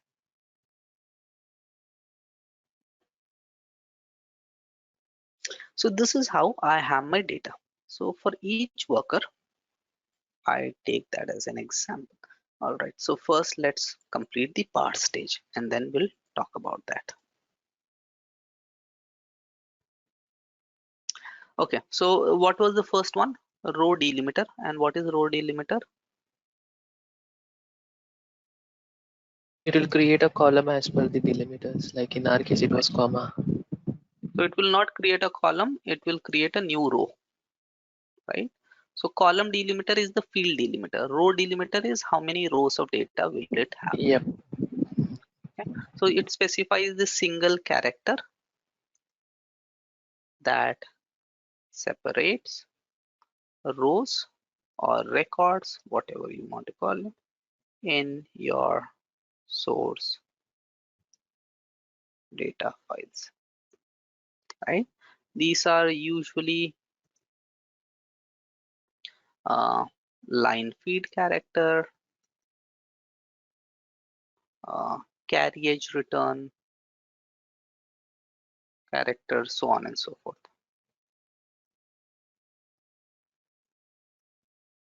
right? And then selecting any new line, which is basically what was selected by default. It causes Workday to recognize any of these representations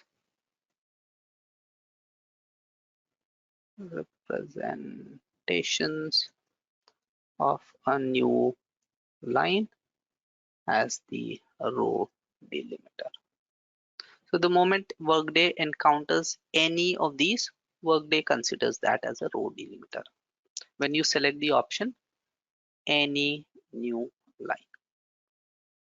Okay, then we have the field delimiter, right? Again, it specifies the single character that separates. Okay, so it specifies the single character that separates fields or columns of a row in your source data files,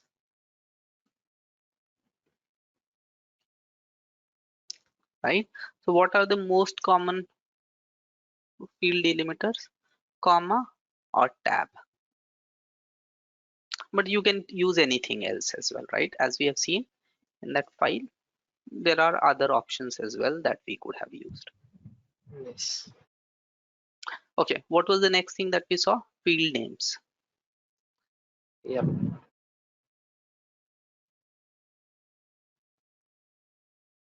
All right. It basically specifies that the data in first row is used for field names. When is this? When use field names from the first row checkbox is selected. Now you can always go ahead and change these field names if you want to,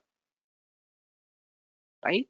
But whenever you're changing your field names, you just have to ensure that field names, if changed, cannot start with either this starting bracket or with WPA underscore, because WPA underscore are the field names which are reserved. Yeah. Okay. What else did we discuss? We discussed the escape character Escape. Yeah. and the quote character. So we have field delimiter, field name, field names. Then we have the escape character.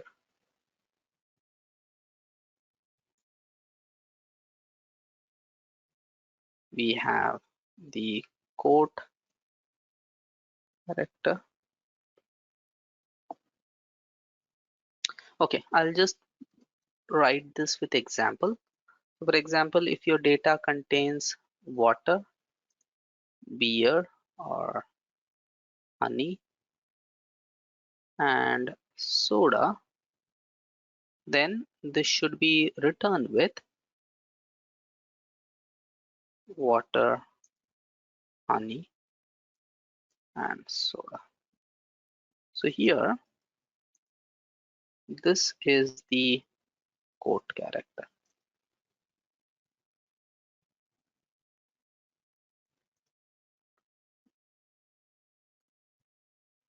right? And if your data contains get, again, I'm taking the same example, get 2 for 1 or 9.99 each, then you'll basically say, obviously you'll include everything in your quote character. You'll say get, but then you'll add your escape character. You'll say get to. So what are you escaping? You are escaping this quote, saying that this quote is part of the data. You'll say get 2 for 1 on 99 each. Oh, so here you'll close the brackets, and here as well you'll escape it.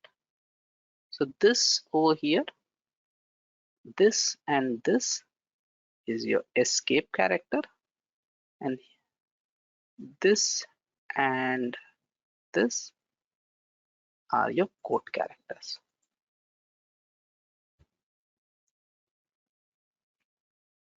Alt, and then we saw that we can rows to ignore, right? So it basically specifies if certain number of rows have to be ignored from the top of the file.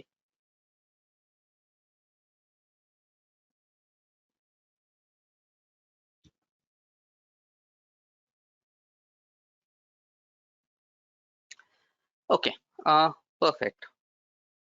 And there was one more option. Let me just write that down as well.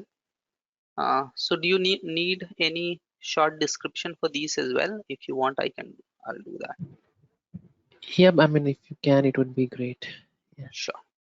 Okay, so trim, trailing, and leading white space characters in text fields. So what is escape character? It specifies a single character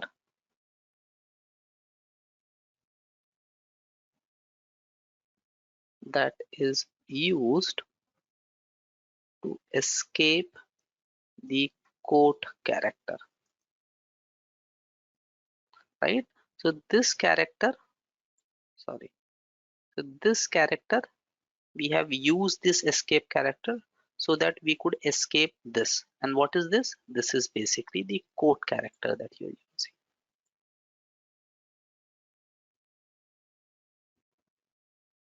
Right? So when an escape character is specified is added, Workday reads the following quote character or the quote character following it, quote character after it as data. So now Workday knows that this is not actually a quote character, this is simply data.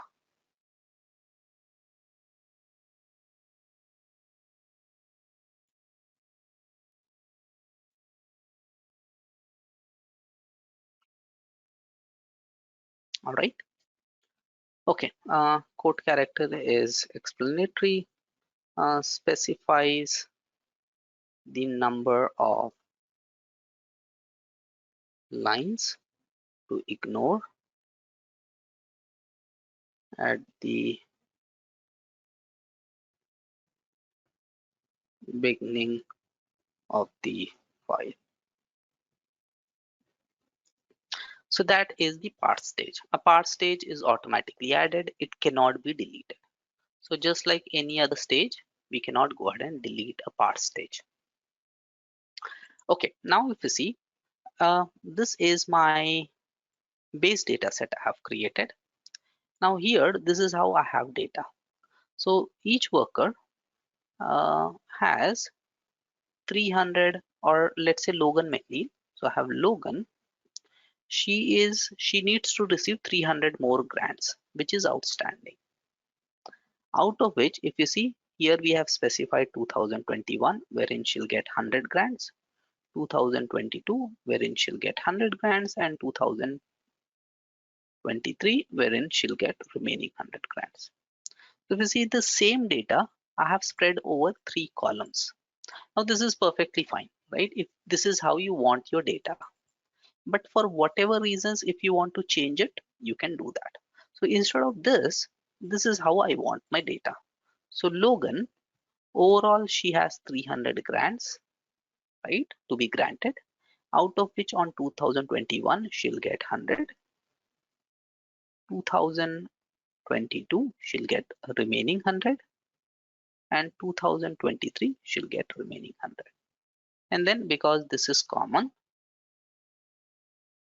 so if you see a single row with extra columns, I have changed it and converted into 3 rows, right? And this looks much more relevant for me. So if for whatever reasons you want to change your columns to rows, you can do that. Makes sense? So this is how I have my data, right? And I want to change this data or convert these columns into rows. Yes. Now, how can I do that? I can do that by adding something called an UnPivot stage. So right now, if you see 300 is outstanding, out of which 2021 I'll get 100, 22 I'll get 100. Now this could be perfectly fine. You'll say there is no wrong with this data, but just for the sake of example, I don't want this data in this format. I want this data in this format.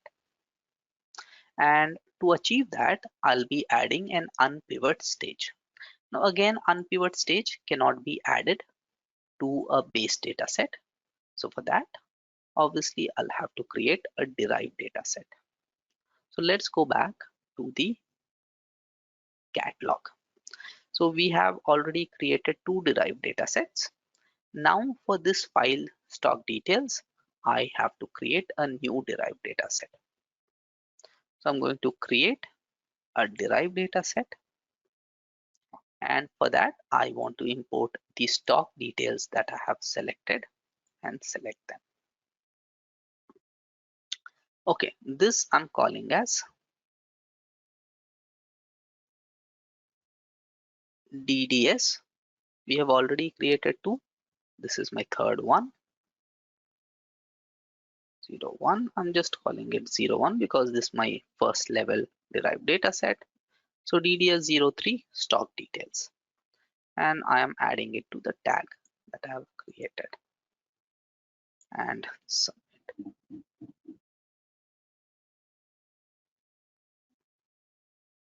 Okay, so now I can click on edit, and if I go in here, so this is where I have created a new derived data set which is importing my primary pipeline, right? Because this is a derived data set, system has automatically added the import stage. Now here I want to change the columns into rows, and for that I am going to add an UnPivot stage. Okay, so let's come here. When I go here, if you see, I have the option to unpivot. So what is unpivot? Converting rows to columns. Columns, yeah. I can click on unpivot. Now here, what is my input fields? The first input field of mine is the vesting date. So I have vesting date over 3 separate columns. I want to bring it together.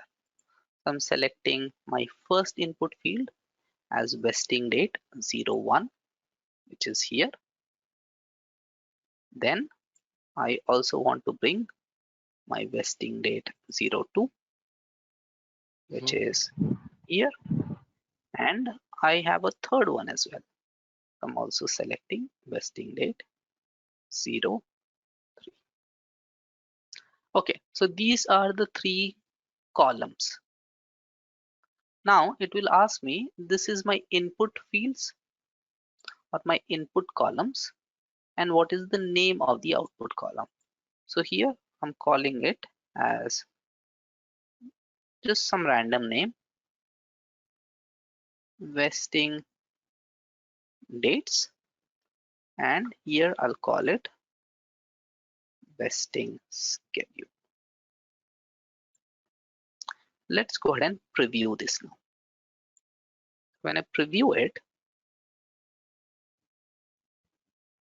and go to the right,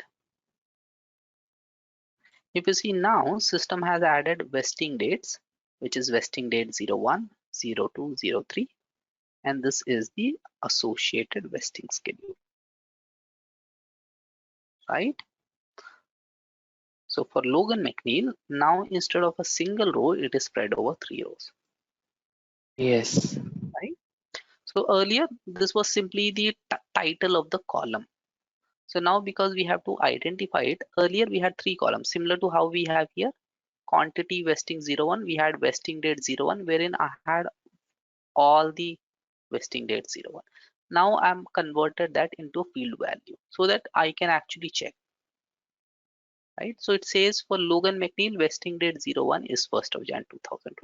Similarly, I also need to convert these values because as of 2021, the employee would get 100 stocks. So I would click on this plus here at the top. Now this time I want to take the quantity vesting 01, quantity vesting 02, which is basically this one, and quantity vesting 03, and I'll call it vesting quantity and vesting quantity value. Again, I can click on preview, and when I go in here, so now if you see on vesting date 01, quantity vesting 01 would be given, which is worth 100. On vesting date 02, which is 2022, I'll get another 100. On vesting date 03, I'll get another 100. Right? So this is the date that goes here, vesting dates. This is the date that goes here. This is the date that goes here. And this is the date that goes here. And I can say it done. So earlier, while I had some, let's see, 13 fields, now I have 11 fields. The reason I have 11 fields is because we added these two extra columns.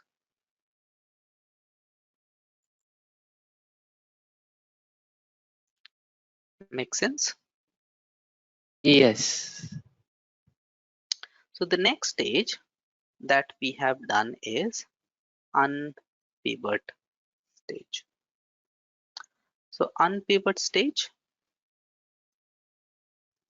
enables converting data from columns to rows. Right? Why do you want to do it? That depends on your unique requirement. Right? There's nothing wrong or right about it. You can unpivot any type of field. So if you see, we unpivoted two fields. One was date and the second was number. So this is applicable for all field types. Right? So again, this was a date related field and this was actually a number related field. So it applicable for all field types. However, we can unpivot up to 150 input fields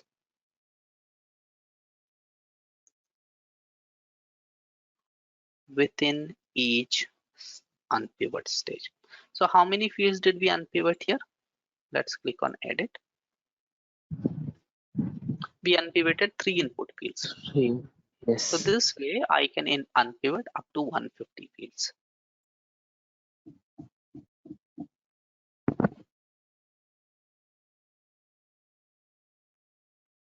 Right? Okay, so now I have two sets of data sets. One was the data set that I created earlier, and now this is a separate data set altogether, wherein I simply have the stocks of the employees. Now this also I have to club with the other data. So let's see what is my other data.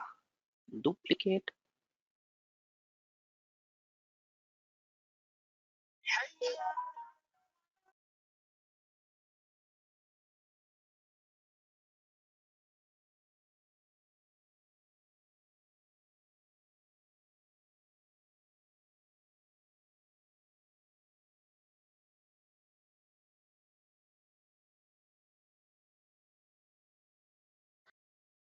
Okay. All right. So let's go to the data catalog.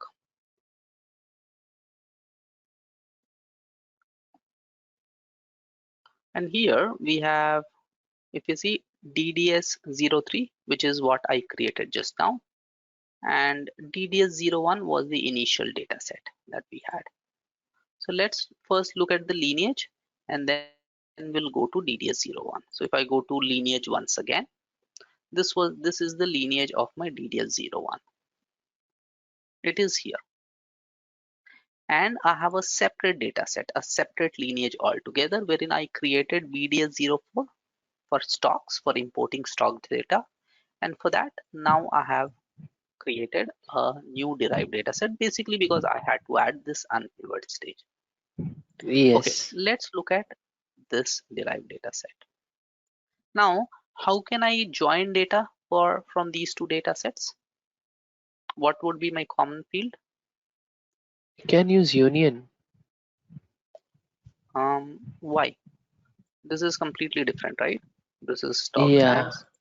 And So this is again, worker I'll do detail. a join. So Okay. now for each worker that I have here, if you see, for each worker, I can now pull the stock grants from here, right? And how would I do that? Basically worker name and worker ID. These are the two matching fields. But Yeah. worker So name I'll here use is left. text, right? So for that, field type is important. So whenever you're doing join, before this we didn't consider this because they were all created from custom reports. But let's look at that now. So worker name is a field of type text. Here, worker is a field of type text. Let's see what is employee ID.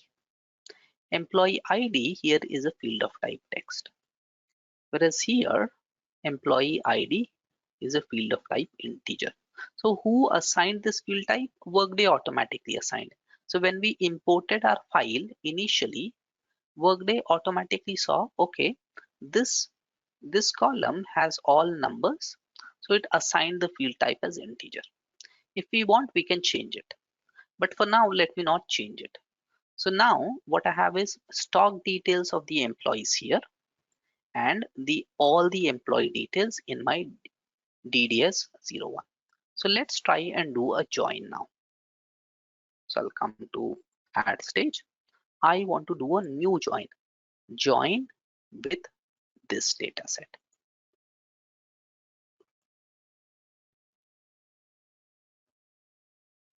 So I'm copying the stock details. I want a new pipeline.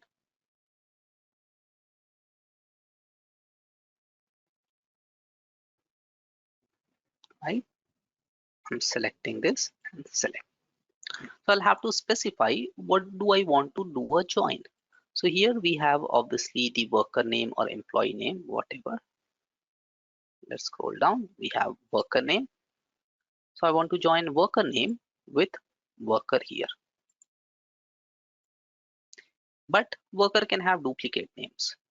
Yes. I'm clicking on plus, and I'm also saying in my primary data sets, the worker ID, right? I could have simply done it on worker ID. I'm just doing it on both of these. Also matches with employee ID. Now, the moment I do that, system gives me an error. And the error says you cannot compare a text with an integer. So here, if you remember, worker ID or employee ID was a text. Here, Yes. however, it is an integer. Integer. So I'll have to change that. Now I can change that directly in the base data set, or I can change in the derived data set as well. So initially when system did a parsing and imported the data, I could have directly changed everything there. Or now as well, once I've imported the stock details into derived data set and done an unpivot, I can change the field type now as well. So for changing any field type data, we use a stage called manage fields. Now manage fields has other purposes as well, and I'll talk about them later. For now, let me click on add stage because this is what I'm importing. Again, as I mentioned, I could have made these changes directly in the BDS04 stock details. There itself, I could have changed the employee ID into text, and that would be perfectly fine. There's no difference. But we didn't do that there. I can do it now. Or even now, if I want to go back and make the changes there, I can do that. So I can go back to the data catalog, right? I can go back to DDS PDS04, wherein Workday had allocated the field types, and I can change it here as well. right? It doesn't matter where I change. Anywhere I want to make the changes, I would have to use manage field stage. So here I'm doing it. Let me do it here itself. I'm clicking on edit on my stock details, and that's why manage field stage is also applicable for base data sets. So now I'm coming here, Okay. I'm adding a manage field stage. And in this manage field stage, if you remember, I mentioned Workday automatically imports field names. Field names can be changed. If you change, you cannot add these two fields. So how can you change the field names? You can By change going it to here. manage fields. Yeah. Manage fields. So if you see, this is what Workday has identified. If I want, I can change the field name here. So let me But it cancel this won't and let me come. affect the integrity of our data, like, if we have integer and we are converting it to text. No, it won't. Okay. Okay. So again, you'll only do that based on your requirement. So if you see, employee ID can be text as well, right? My employee ID could be E001, Yeah. right? So Workday does a best effort analysis and see what data is there, and does just based on that, it does the mapping. So here, my only requirement is to change employee ID, which is an integer, into a text. But it doesn't make any changes to my data. It is still the same. I'll say done.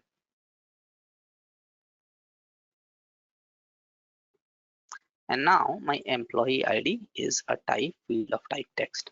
On my Parse stage, my employee ID was a field of type integer. Okay, I can view the data set from there. I can go back to the derived data set. So now if I go back to the data catalog, and now let's go to the derived data set and see what is happening with our derived data set. Edit.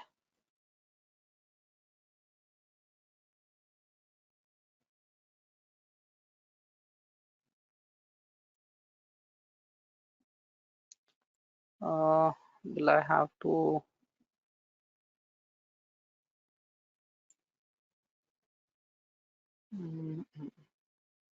I'll have to re-import this data, but then that shouldn't happen because we have already made the changes.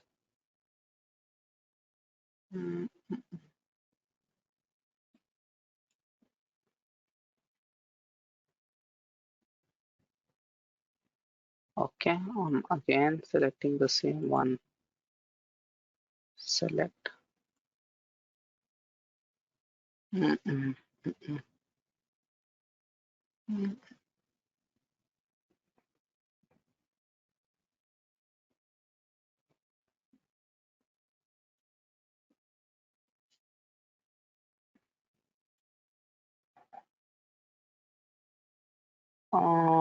It is not automatically, though it should.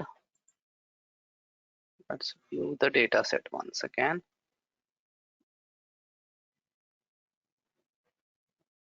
Okay, it is not automatically recognizing the changes any which ways. Let me add the manage field stage here as well because it is not recognizing the changes, though it should. I'm selecting text here. The same thing. It should actually. Okay, now if I come here, I would cancel, go back. I want to add a new join with another pipeline. It is DDS03 stock details. I want to say employee ID is same as employee ID and employee name is same as employee name. So worker name here matches to worker here and add a new row. and say employee ID matches to employee ID here. This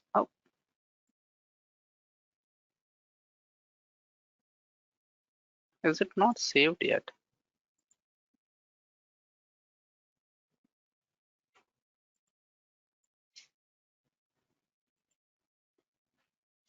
Okay, let's do this from, oh, it's not saved, shit. Okay, it's not saved, I forgot saving. Okay, actually there shouldn't be a need to add a manage field stage. I'm not sure why it is. Okay, this has to be changed to text. I forgot saving it.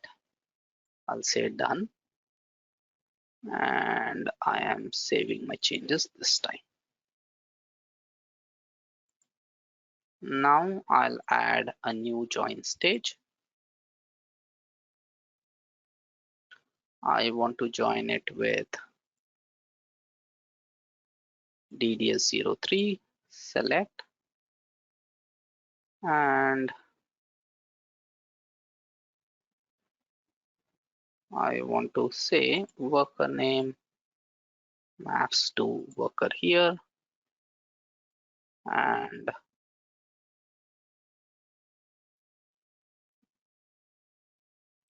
employee ID maps to employee ID here. This time it doesn't give me any error because they are both mapping. I want to select all columns from here, and from second I want to select all columns except for worker name and employee ID, and say done. So I've added a new join stage.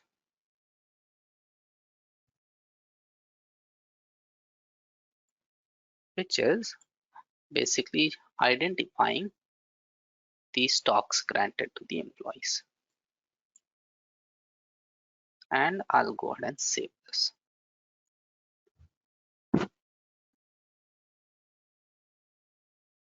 Okay. All right, so let's stop here.